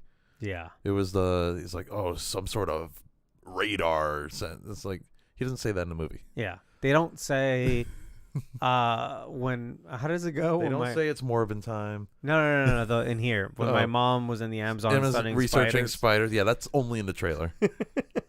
And I think it's just to educate, like, give people gist of what the movie's about. Yeah, but they shouldn't have done it. No, it's line. not a good line. But it's also not in the movie, so you can't hold this movie accountable for that. Right. Anyway, Maybe it was in the movie at some point and they cut it, but whatever. what I was getting at is that if you I don't believe in uneducated opinions, meaning if you haven't seen this movie, you don't get to go online and roast it. You don't. That's stupid, and that's Well, yeah, 'cause unethical. how do you have an opinion on something you haven't experienced? Exactly. Yeah. I literally think that's unethical, and stop doing it. Like, go watch the movie and then rip it to shreds if you want. But like, you can't just go off. Like, I told fucking Garrett this when he was like ripping on the Last Airbender. I was like, no, The Last Airbender is a bad movie. But you don't get to say that. You haven't experienced it. Like, you can't just go. You haven't seen it. You can't just go off what other people are saying. Like, go watch the movie and then form your opinion off of it. You know what I'm saying? Mm-hmm. It just annoyed me because it's like, I think this movie is bad. I don't think it's awful. I think this movie has a really good premise. The premise of this film is not good. It's great. And let me explain. I'm not talking about Madam Web. I'm talking about there's an evil Spider-Man and there's a group of people with no superpowers who have to run away from that Because he's evil tracking Spider-Man. them down. And he's trying to kill them. Yeah. That is a great idea. Not a good idea, a great It idea. is. It's a very, very, very good idea. I don't think it's executed well at all. Not at all. Unfortunately. That's not my point. My point is I enjoyed this. I actually look, it's not good, but I enjoyed myself because there is enough of that concept still within this film for me to find it enjoyable. Okay. You know what I mean? I think there was like bits of it where I would like perk up. I'm like, oh, this is getting interesting. Yeah. But then Something dumb happens. right. Right. So it's like I feel like I almost enjoyed it, but I didn't quite get there, you know. Okay. Real quick, Spider Nerd in the chat is explaining what he was saying earlier about his name was Morlun. He was one of the totem predators Birdo mentioned. Yes. Okay. Actually, he's one of the villains in the Spider-Verse story. He was one of the ones going around sucking the life out of him or feeding off of him. An energy vampire? Yeah. Okay. All right, what were you saying? Think about how many in the last how long has the MCU been around? Just even since the MCU has been 15 years or whatever. Yeah. 20. Yeah, we're going on Might 16. be longer than This year we're going on 16. Yeah. In that amount of time, how many superhero movies have come out? 50? Not just MCU, but MCU, DC, Sony, and I don't know, The Boys and shit like that, and Invincible. Oh, yeah. It's been a lot. There's been 50 to fucking 60 things, and not once have a regular group of people had to run away from a superhero gone rogue. You know? The Boys kind of does that. All right. Fuck. But do you know what I mean? Yeah. That and that's I legitimately think that's a great concept. Every single one of those properties is someone with superpowers fighting someone else with superpowers. There's a horror movie with that concept, the Brightburn. I have not seen it yet. Is that the kid who's kind of like an evil Superman? Yeah. Mm. And it's his parents trying to get away from him, basically. Right. Yeah. I really want to see that movie. Now I really want to watch that because I think this is a very interesting concept. Yeah. And it should be explored more. This movie has some pretty interesting elements from like Terminator. It is very Terminator. Yeah, no, you're right. That is what that is. Right? You've got kind of this unstoppable horror. Those are or horror any elements. slasher, really. Yeah. Yeah. Oh yeah. It's just like a slasher. I would love it if a superhero movie could kind of veer into slasher territory like that. It'd be because this movie didn't do it enough. I feel like it gets real close sometimes, and then it backs off. We right afterwards we went out to dinner, and you were mentioning that there are some kind of parts where it gets kind of scary. Not like we are afraid, but it's tapping into those horror elements. Yeah. But it didn't go far enough. No. And I think if it did, that would have benefited the movie a lot, actually. Oh my God, so much more. it would have given this movie an identity, Yeah, which right now it doesn't have. This has elements of like Final Destination in it too. Kind of. Yeah. Or like, isn't there a movie with Nick Cage? Knowing? Yeah. Where he kind of like... Is it Knowing or is it Deja Vu? Ah, fuck, I don't know, dude. Knowing's the one where he knows all the natural disasters are going to happen and stuff. Deja Vu's the one where he can go back in time, right? I think he could see like a little bit into the future. Yeah. Which is what this is. Yeah. Yeah. No, that's Okay. what this is. Yeah. Yeah. Do that. Yeah, they like just lean into that, and this could have been a pretty decent movie. I mean, they do that a little bit in this movie. Again, I think like to kind of move past this. Great premise. If you asked me before we watched this movie, I would have said, and before we, I kind of discovered this premise, I would have said no Spider-Man villain or even side character deserves their own movie. But that's just what Sony wants to do, right? Because they want to pump out more films. Right. So, Venom, literally the only one I think is Venom. And I don't think they did it right. Yeah, right. But I think Venom is the only Spider-Man side character that could carry their own film. I don't think villains deserve their own films either. Like, I don't think that's necessary for the most part. Like Joker, like none of them really. No. Like, I get why the interest is there in doing it. It needs to be done right, though, and these haven't been it. I'm not buying it. That being said, like, Sony's gonna do what they're gonna do, and here we have a Madam Web movie. Yeah. Like, given what they're doing, sorry, lost my train of thought. Given what they're doing, like, obviously, El Muerto is like the lowest rung. Like, he definitely doesn't need his own movie. I still don't know why they're Madam going Web's forward like with a that. very close second. Like, she's not. Here's the thing: they could have used this to build up. Like, this would have been the movie to do if they were trying to build their cinematic universe. This would have been the movie to do it. I think Madam Web would be a very interesting character in a Spider-Man movie. Mm-hmm. Like, where remember like when the Avengers go and see like what's his name, who's the villain from the first Captain America?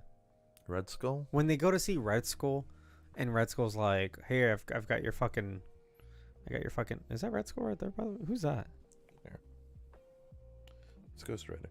Oh, okay. Yeah, I was like, what? Sorry. Oh, because that's a Midnight Suns thing. Yeah. That comic post. Okay, all right. When they go see Red Skull and they're like, "Oh, you're gonna go in there and get the thing and blah blah blah," like they go see this character. Yeah. Like that's the type of character Madam Web is. Yeah, exactly. Yeah. Like in a Spider-Man movie that gets mystical for whatever reason, then like Peter Parker could go meet, and I think they did that in the cartoons. Cartoon. They do it in the video games. Yeah, but she doesn't need her own fucking movie. That being said, again, we're already here. I think the premise is fine. But let's kind of keep breaking it down into categories without spoilers. Story, it's fine on paper, but I think it's on the screenplay is so poorly written. I don't like any of the lines. I don't like any of the line delivery. I don't like the acting in this movie. I think the like acting is overall bad. I think Sydney Sweeney is fine.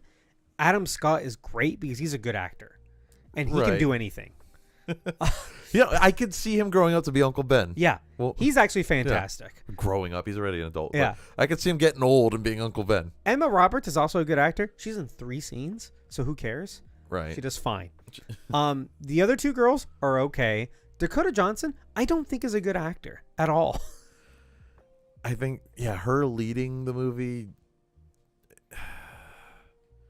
She's a pretty weak lead, honestly.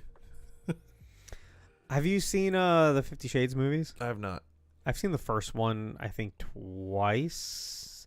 Because, like, Sable had him on or whatever. Mm-hmm. She's not good in those. I don't think she's a good actor at all. Oh, man. I don't know why they keep on... I was watching interviews with her, too, and she just seems very awkward.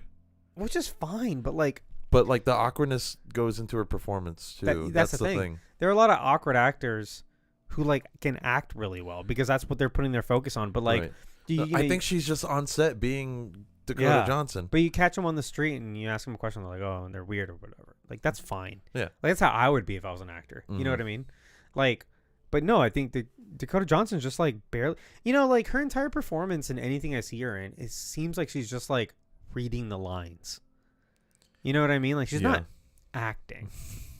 I was reading the Wikipedia for this movie, and they said like how they had a long list of A-list actors, including like Amy Adams, like the Academy Award winners and shit like that. Right. And they worked their way down and landed Dakota's on the Dakota one that said Johnson. I was yes? like, yeah, like what was that process like? Because if you're going for like really good actors, I don't know. Like, Well, and also in all the promotional material, it seems like all of these actors were excited to do this movie because they were under the impression that this was a big that's Marvel right. there Yeah, Dakota Johnson and Sydney Sweeney. I think Sony definitely misled them. 100% thought they were in the MCU. Like 100. There was an interview with Dakota, and she was saying how like she ran into like Elizabeth Olsen, and she was like, "Hey, they want me to do this movie. Like, what do you think?"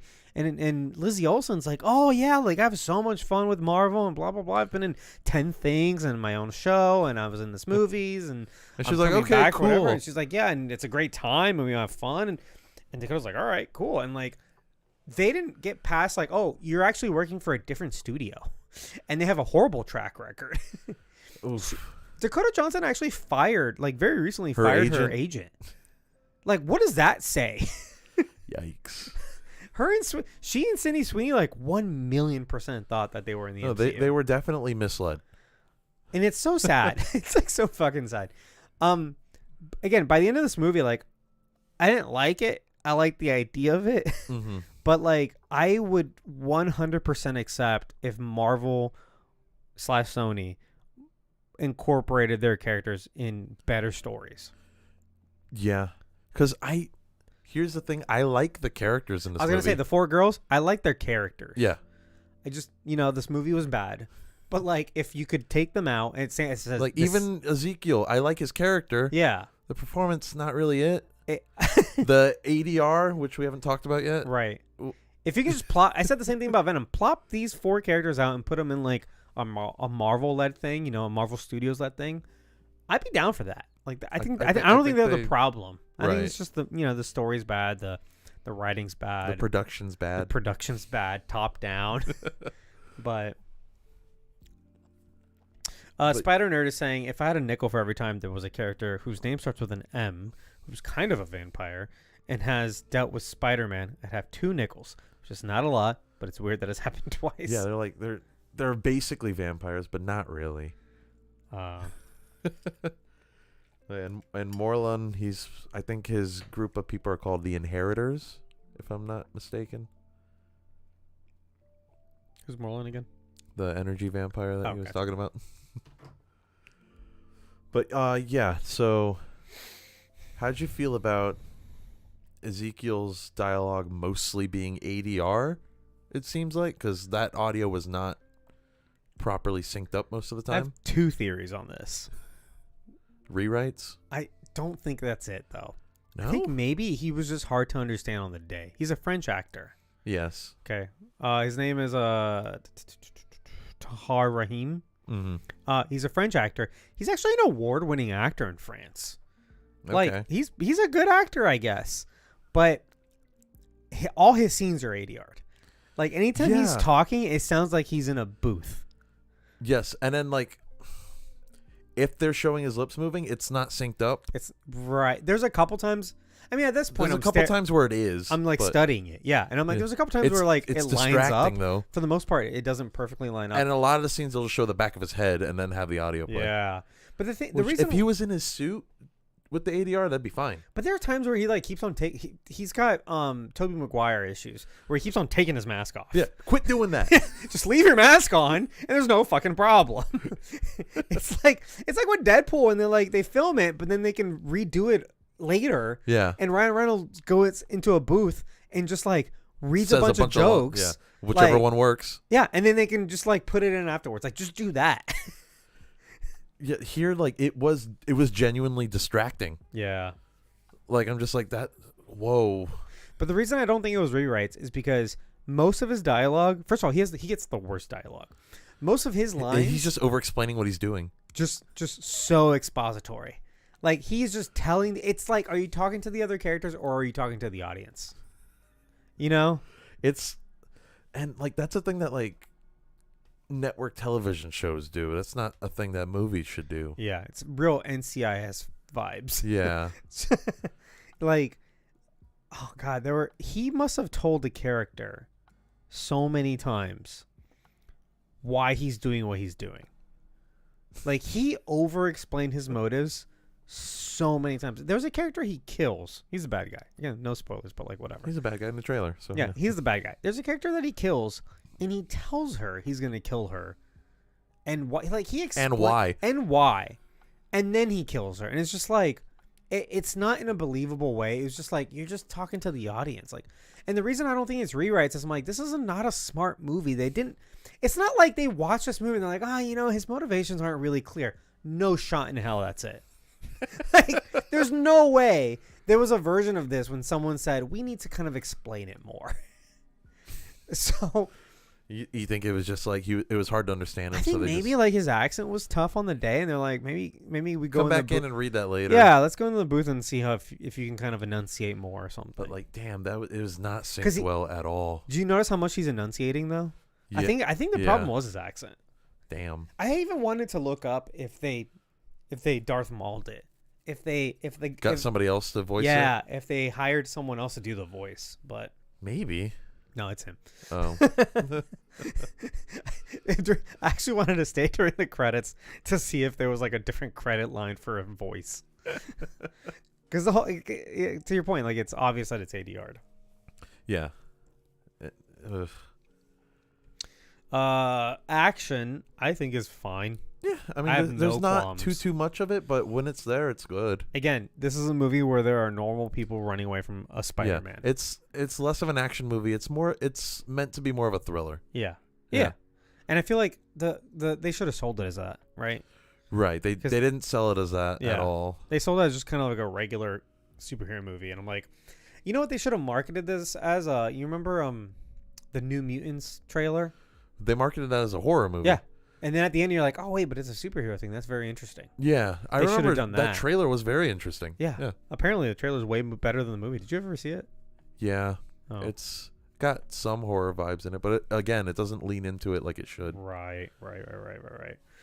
I think that movie could have been really good if they did, though. Captain121, thank you for the resubscription. 3 months. Hell yeah. I really appreciate it. 3 months, it really does fly by. I feel like we just met you. Music I think is totally fine. I have a question. I meant to look this up. The trailer music, is that not the same trailer music as from Morbius? It's not. It's so similar though. It's similar.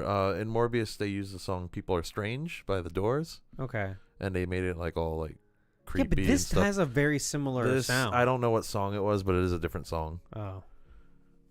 But yeah, no, they went for the same vibes with that. I think the Morbius trailer was better. Okay. Number one Morbius fan over here. All right, I want to get into spoilers and talk about the last few things.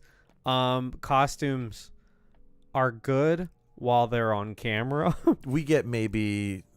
Are we doing spoilers now? You should hold that thought. Let's get into spoilers. Hold that thought. All right. Okay. All right, guys. From here on in, we're gonna spoil the movie again, if you give a shit. Okay, costumes. They're not really in the movie. No, we get maybe like 20 seconds of it. Yeah. And it's like visions of the future. Right. So like these girls become Spider-Women in the future. Right. And Ezekiel's under the impression, because he's having visions, that they're going to kill him. Yeah.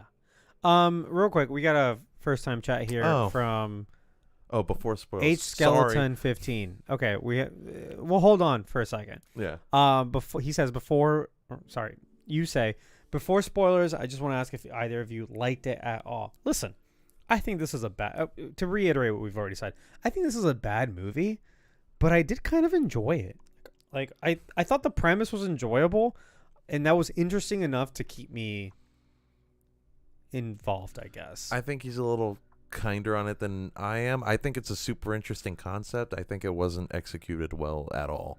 No, but I agree with And that. it like But like I mean, there are parts that are boring, but I also wasn't bored.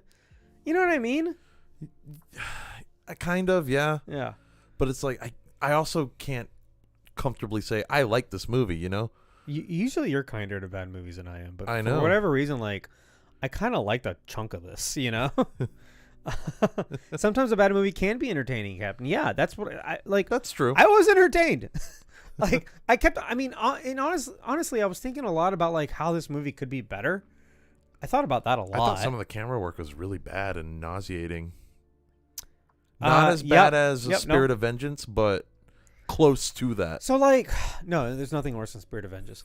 The nauseating part comes from the fact that they're trying to make the flashbacks and the dream sequences seem like they're not fully real, right? And so they do all this quick cutting and there's stuff. quick cutting. There's a lot of the camera literally flipping upside down and stuff. Yeah. Like, why are you doing this? I didn't like that. I feel like you could get across that it's a dream sequence without fucking with the cinematography, right? Yeah. Yeah. Did you have fun with it? I had fun with it. Look, I had fun with parts of it. I Like, thought I'm it was not fun. upset that I saw the movie or anything. Like, Yeah. H Skeleton says, also a huge fan of you guys. Love the podcast. Listen to it at work all the time. Oh, thank thank you you. very much. That means the world, actually. I love to hear that. But yeah.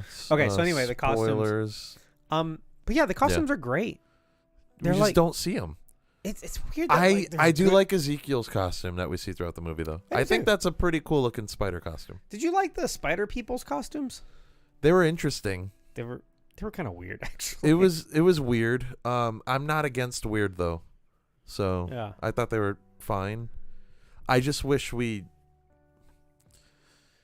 because there's so much exposition with them, but I also feel like we learn nothing from all the exposition. I mean, she goes and sees them for a minute, and Mhm. the dialogue is so bad that like, it's Right. just exposition. It's just like, hey, here's the things. Like for a movie, It's like he's reading it feels like a video game, a video game would like a do bad video exposition game, like better. an old video game, not like the new okay, ones yeah. that are like suddenly movies. I mean, like back in the day, video games. Oh, like they would just spout a bunch of dialogue at you, Yeah. and then you're going to the next level. Yeah. Yeah. It's like, oh, this is what you have to do to unlock your powers. So like, okay, cool. How do I unlock these new powers? Collect all these things. Okay, perfect. But like, I don't know if you noticed, but like most superhero movies don't say the word powers because it just feels very gamey, and it feels like you're watering down this concept of superheroism. Well, all You know right. what I mean? Speaking of powers, how'd you feel about their line to Cassandra about the what is it? When you embrace the power, there will come when you embrace the responsibility, there will come great power. Yeah, it's stupid. It's dumb. It's bad. Like like I they're feel like just- they did that just because they're like, we want to reference Spider-Man. Okay, here's the thing. This whole But not really. This whole movie is like a big cock It's a tease for big Spider-Man. Spider-Man cock tease. Yeah. That's what the whole thing is. Oh, Mary Parker's pregnant. What's the name of the baby? Oh, I won't tell you till the end of the movie, and then I still won't tell you. Like, obviously we know it's Peter. Just fucking say it and stop being weird about it. Yeah, you already mentioned that your husband's name is Richard. Like, Your brother's name is, or his brother's name is Ben. like, you'd be hard pressed to go anywhere on this goddamn planet and find someone who doesn't know who Peter Parker is and that his name is, or sorry, find someone who knows Spider-Man. Find someone who doesn't know Spider-Man and doesn't know that Spider-Man's name is Peter Parker. These are ubiquitous facts. I'm You from don't gotta Earth fucking 1999999. Who is Peter Parker? You don't gotta cock tease about it. Like, we get it. Also, we already bought the ticket. We're here. You don't gotta drag us around. We get it. Like, you're about to give birth to Peter Parker. Cool. Right. Oh yeah. By the way, we witnessed Spider-Man's birth in this movie. That's kind of cool, I guess. I guess. Except they yeah. don't tell us that it's Peter I Parker. guess. I'm split on that one because it's like, for why though? You know? Yeah. It's Here's the thing. also, this is clearly meant to be the Tom Holland iteration based on the time frame. So here's what I think is going on. They wanted to make a movie where set in Spider-Man's universe, right? Right. Obviously, they picked Tom Holland. There were reports that I guess are not true, that they couldn't decide between Andrew Garfield and Tom Holland, and that like they reworked the movie to exclude any like references to like the year. That's it. Literally tells you what year it is in that's the movie. 100% not true, and that's not a redo. That's not a reshoot, because this entire movie is predicated off the fact that it's 2003. Yeah, it is so ingrained down in this to film. the cars that the cops are using, those Chevy Impalas. Yeah, there's the vehicles. There's the cell phones. There's the computers. Yep. Sony put Sony Vaio computers, which they don't make anymore. But they found it was just so they were tickled by the idea that they could put their old computers in this movie as some sort of retro product It was also placement. during a time where Pepsi was popular. Is Pepsi any less popular now than it was in 2003? 2003, that was around the time Britney Spears was promoting it, right? She was doing. I mean, She was doing a lot of Pepsi ads. I don't know. And but, she was she was the hot thing back then. yeah. So there's a Britney Spears song in this, Toxic, that they. I remember when that song came out. Okay, here's the thing. They're literally singing it in the movie. On the day that they filmed this, Yeah. they're singing the song. So this isn't a case where like, oh, we'll pick the song later. You know what I mean? The song was. It's. Also, the song actually really works with the sequence that it's in. Oh no, I think it's great. It works really I think well. it's fantastic. The use of the music, that is. Yeah. But like, also that action scene's pretty good too in the diner. Yeah, I thought that was fine. That was one of the ones that, like, if more of the movie was like that and like the chase in the subway station, I think this could have been something good. So I saw a complaint, and goes back to my original point about how like you can't just say something's bad and just like that's enough, right? Right. Like someone said, Give reasons. Yeah, Yeah. and like be unbiased. But someone said like, oh, on 2 occasions, the Ezekiel, like the evil Spider-Man, gets hit by a car. And they said that as if that's a bad thing. And again, the premise of this is normal people running away from an evil Spider-Man. What the fuck else are they going to do but try to hit him with a car? Also, the main character can see the future. Yeah. So she knows where to drive that car. Exactly. She should be driving all the cars at him because that's her one weapon, basically. You know what I mean? Yeah. Like, she probably can't shoot him. She doesn't have a gun either. So it's like... Right. She's what, an EMT? Yeah. Yeah. Yeah. They don't carry. No. So, anyway, where are we going with this? Oh, we were talking about 2003. Yes. It's... So, and that just And goes... how the rumors were false on that. That just goes to show, don't fucking believe any of this shit that you read before a movie comes out. You know? Right. Like, on the topic of Avatar, a lot of people are under the impression that Sozin's comet isn't in the show. It's like the first thing in the show. Like, we saw episode 1. The first thing you see is Sozin's comet. Yeah. So what the fuck, dude? Like, just shut the fuck. Like, just take a minute and maybe don't believe what you read on the internet until you watch the movie or the show. You know? Because there is no way, I can't fathom a way in which they would have tried to scrub this movie of its 2003 setting. It would be impossible. I do kind of believe the trying to scrub direct Spider-Man references just because of the Peter cock tease shit. I mean, mate, even then, there isn't a Spider-Man whose name isn't Peter Parker. There's a lot of Spider-Men who aren't named Peter Parker. I mean the Hang ones, on. you know what I mean. These ones. But anyway, I truly believe that they made this movie with the intention of just leaving it open-ended enough to whereas if in the future they can agree to use Tom Holland as this universe Spider-Man, it would fit in. It would fit in that role. Yeah, because I could see this Ben getting with Marissa Tomei's Aunt May. And the ages all line up. Yeah. The timeline lines up. Yeah. The only thing is that we see MetLife building.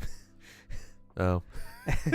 And here's the thing. At some point, maybe MetLife comes down and Stark Tower goes up. That's true. Stark Tower wasn't built till 2012.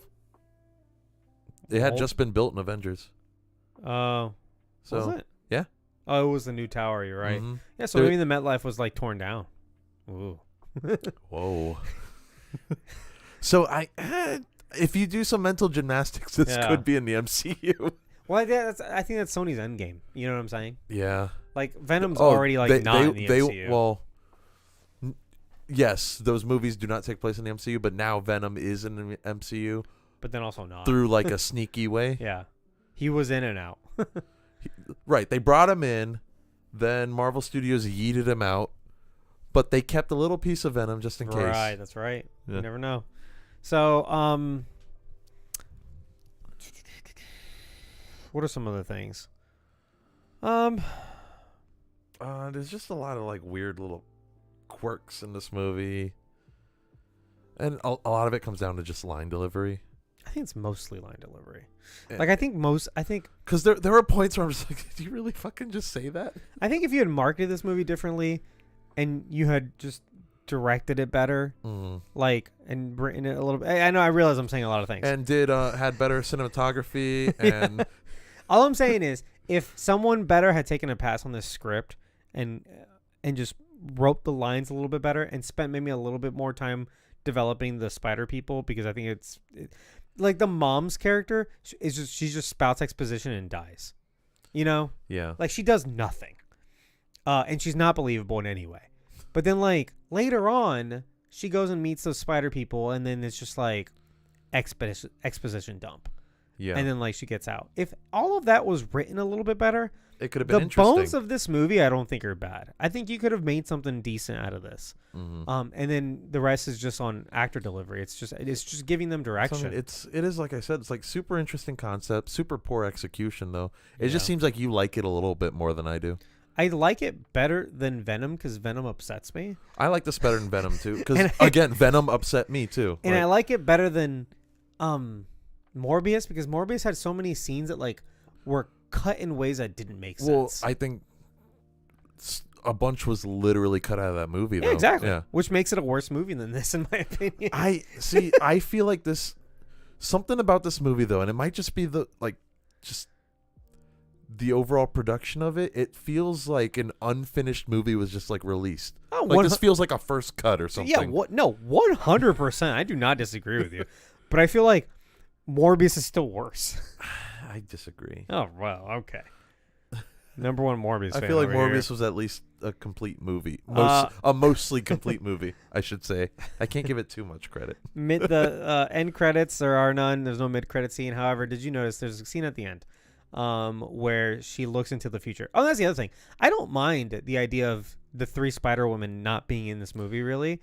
Because I don't mind that either, but like they leaned into it hard in the marketing. It's just the market. They shouldn't have been in the marketing at all. It should have been a surprise. It should have been a surprise. Yeah. But then again, it's like, okay, cool. Like, but then how are you going to get people in the movie? How are you going to get Sydney Sweeney and the thing, blah, blah, blah, blah. But, what was I saying? Oh, but there's that scene where she sees into the future and she's like, because at the end she gets all fucking weird and clairvoyant, right? Yeah. And impossible to talk to, and she's annoying everybody with her fucking pompous fucking attitude. But anyway. So she's Madam Web. Yeah. Yeah, exactly. But anyway. And she's wearing the fucking glasses. Yeah. But she sees the future where like she's coaching like 3 Spider-Women to like go be heroes or whatever. Mm-hmm. There's a camera kind of sweep up the building. It almost like swings up. Did you notice that? Yeah.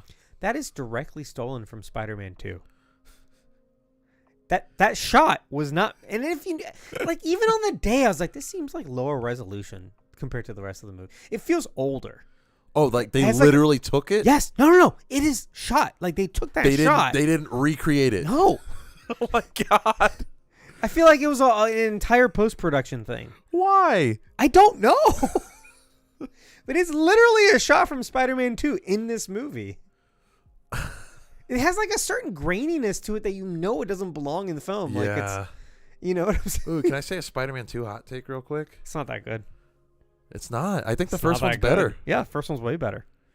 But people I don't get it. People praise Spider-Man 2. Dude, I think Spider-Man 1's better. I'm right there with you. I don't understand it. No, Spider-Man 3, that's shit. Everyone agrees. Sam Raimi agrees. But Spider-Man 2 is not the ultimate. It's not the pinnacle of pre-MCU pre-MCU superhero Marvel movies. or pre the Dark Knight superhero movies. No, it's not. Oh, my other hot take. I don't think the Dark Knight is the best Batman movie. Well, you're wrong. But anyway, I like Batman Begins better, honestly. Is that weird? a little bit. Huh. Batman Begins is good. I like Batman Begins. Okay. Anyway, so yeah, I don't know what they were getting at with there, but that's the closest thing you have to like a post credits. Again, I wouldn't mind seeing some of those characters in the MCU if they borrowed them, especially Sydney Sweeney. And Madam Web in a scene where Spider-Man goes and talks to her, and she's like, she does the architect. I feel like she from could the do. Matrix. I feel like they could have her be involved if they really wanted to. Have her be involved in Secret Wars in some capacity. Okay, yeah, sure. Yeah, why not? Maybe she's. All maybe three- she connects all three of the Peters Yes, all three of the Peters have to go and see her for something. for something, If they really want to do it, And I think she- they could. and she delivers news they don't want to hear, and they're like, "Oh no, but you're wrong," and blah blah blah blah blah, and then they leave, and then by the end of the movie they realize that she's right. Yeah, and That's how you do That it. being said, they're probably not going to do that, but they could. They famously don't listen to our podcast for ideas. No, Though they do not. Fucking should. You hear that, Spider- Amy Pascal? Yeah. Spider Nerd is saying Spider-Man 2 is extremely overrated. Thank you for agreeing with Yes, us. thank you. And you're the Spider Nerd, and you agree. Yeah. I think it's fine. Don't get me wrong. And I actually do like that movie. I just don't think it's. I think it's kind of campy. Like, Do I you don't think the it's that TASM good. movies are underrated? Because I do. Anyway, this movie actually made me think about how much I don't like the Amazing Spider-Man 2 because it sets up Spider-Man as like this predestined like character. Well, here's the thing: the comics did that too. No, dude, Spider-Man is not a like. It's not a. Destiny has nothing It wasn't to do the with original intention of the character. He no. stumbled upon this, and now it's But his in responsibility. the like 60 It's plus his years he's been choice. around, he's evolved a little bit. I don't like it. We totally just talked over each other that whole time. Danger Ranger 1 says the movies would be much better if they listened to you guys. I agree. Thank you. Thank you for deciphering his username because it doesn't have any vowels, and I was like, what does that mean? That's how I read it, at least. No, that makes perfect sense. Yeah. Danger Ranger. Yeah, movies would be better if they listened to me. They should have hired me instead of James Gunn and run the DCU. Oh, God. Maybe, You actually. know what? I would have fixed. Okay, come on. You know I had good ideas. You would have gone all in on saving the Snyderverse. Yeah, for a little bit, not forever. Like, everything has to come to an end. Anyway, let's wrap this up. Any other thoughts before we finish this episode? I think I wanted this movie to be better. It's like I feel like I went in knowing this isn't going to be good, but I hope it is. Well, see, again, that's better than I don't want these movies to be bad. It's better than the average person. It's like, oh, I'm so happy to go see a bad movie. Do you remember Morbius when we sat down? The people behind us were just giggling at nothing. Wait, okay, so the second scene in Morbius is set in like Greece, right? Right. And it's like it cuts to Greece. It's an establishing shot, Right. which means it's just showing where you are. There's nothing good or bad about And they're like, this. And they start giggling like, oh, like this movie's so bad, ha ha ha. Like, This isn't the bad part, dude. nothing's happened yet. Well, I remember we both said during the movie, like, I was waiting for it to get bad. I mean, it's not great, but yeah. No, but it wasn't like it wasn't laughably it wasn't bad. offensive or anything. Right, Like exactly. Yeah. Anyway, I'm right there with you. Final thoughts. I think this movie is not good, but I enjoyed it to an extent. I like the premise. I like the idea, and I like some of these characters. Though I thought most of them read their lines very poorly. I thought the lines were bad to begin with, also. So whatever. I'd like to see a better version of these characters in the future with these same actors because I do appreciate some of them. okay, How's that?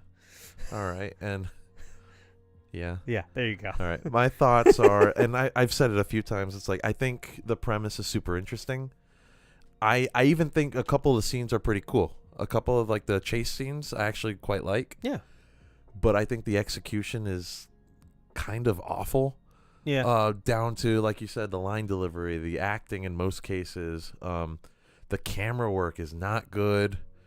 The How does ADR with Ezekiel's very Yeah. distracting. How does Ezekiel like change into his costume? Because there's like the I didn't really like think about that. but there's like a weird like nightmare-y sequence where like suddenly he's in his costume and it's like he's not like that kind of character. So how does he do? Like he has to physically put on his costume, right? Yeah, but I think what's he that all already about? had the costume on. I think she was just seeing shit. Oh, like maybe she was seeing different features or something. That's what I got out of I it. didn't understand. That's not what I got. It's Um, not clear. oh, and sound mixing this not great. Don't think about it too hard. It's like it does that thing where it gets super super super loud and it gets super super super quiet and it's like it goes a little too far. Oh, you know what I didn't like? We didn't talk about it. The scene where she astral projects. into like three different. It didn't look good. I'm fine with her doing that. I don't think it looked good though. It looked really bad, and there's like a weird. Again, I feel like the script is written for like 3-year-olds, where it's like it over explains, and like every time she went to help someone, she's like, "Hey, you're gonna be all right." Cuts to the next person. "Hey, I'm here. Like, hold my hand." To help you. It's like, yeah. No, we know. You don't have to like say it. It was also already explained in the movie that she could use her powers of being more than one place at once.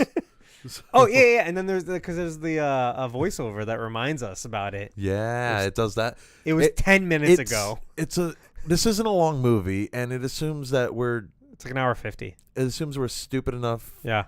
To not understand, or that we have already forgotten what you had already told us 10 minutes ago. I mean, in fairness, there was a lot of people in front of us not paying attention. They were on their phones, they were shining. They were like flashbanging us with that shit, bro. Full brightness, just we're like, oh god.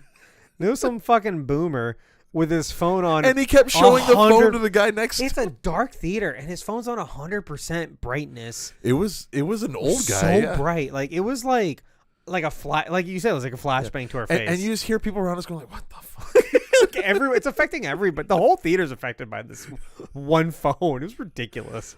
It was so bright. I saw a guy in front of me like open up his Instagram and just kind of like lightly browse a little bit, watch some like he got bored. Like I'm like, oh, he's really bored. Oh no.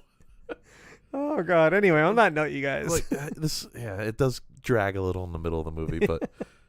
That's it for us. Thank you for listening. Thank you for subscribing.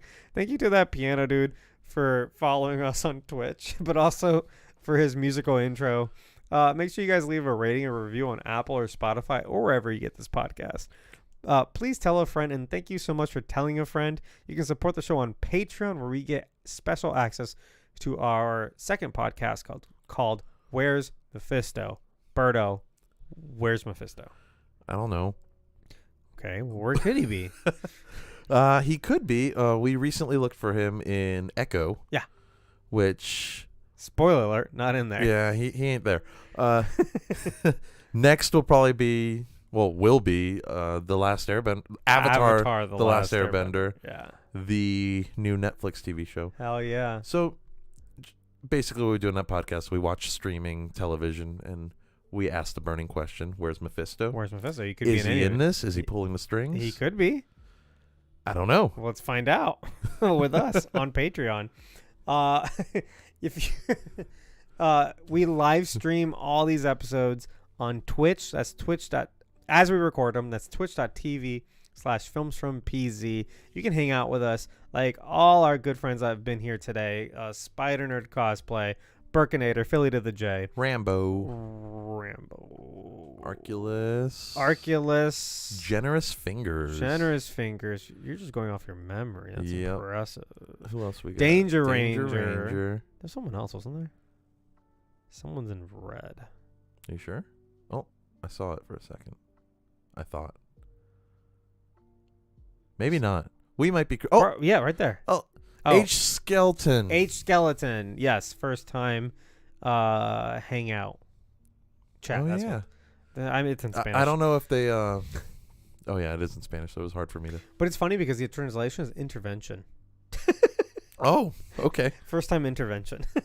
Not interaction? I think maybe... Oh, and Captain. We didn't say Captain either. Oh, and Captain. Yeah. So, great group on a Friday night. Thank you guys so much for hanging out. If you want to be as cool as them, come hang out with us on twitch.tv/filmsfrompz. Hell yeah. Also, if you want to talk to us, all you guys in the chat, if you want to talk to us throughout the week, join our Discord server. It's linked below. It's absolutely free. And we just talk about all kinds of things all week long, leading up to an episode.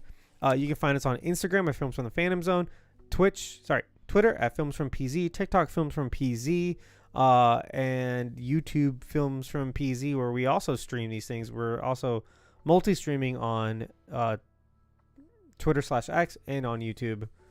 If anybody watches yeah. streams on those. Yeah, thank you for doing that. Other than that, you guys, we'll see you next week. What movie are we doing? I don't think we've picked one yet. Well, we're gonna. I'm trying to think. When is Deadpool? Actually, I need to know this. That comes out in July. At some point, we got to do the Wolverine trilogy right. before that. I was also going to ask, before you start your new job, do you want to borrow my PS5 and play Spider-Man 2? I mean, yeah. Okay. Are you not using your PS5? Not at the moment, no. Oh, cool. Yeah. I've been playing Suicide Squad on PC. Oh yeah, I'd love that. Also, I'm trying to get an invite to I'm trying to get a link to the Discord server so I can post it in the chat. Oh, okay. Yeah, for sure. So yeah, at some point we have to do the Wolverine movie. So I don't know if that's coming up next, but I don't know. Stay tuned. Follow us on your podcast player of choice, and we'll see you guys then. And goodbye. Bye. Okay. All right. Yeah. So Danger Ranger and H Skeleton. If you guys are still here, Berto's gonna send you a link. If you want to join our Discord, we have a great time on there. There we go. Oh, there it is. Wow, look at all those badges next to my name. Aren't you special? I know. Are you sub to us, or what does your sub go to? Us. Oh yes, that's right there, noob. I use my Prime on us at least. Yeah. 4 months. Way to go, noob. Yeah. Free money. Free money, baby. Yeah, I did it like yesterday. I just didn't get the notification for it. I don't know why. Oh, if you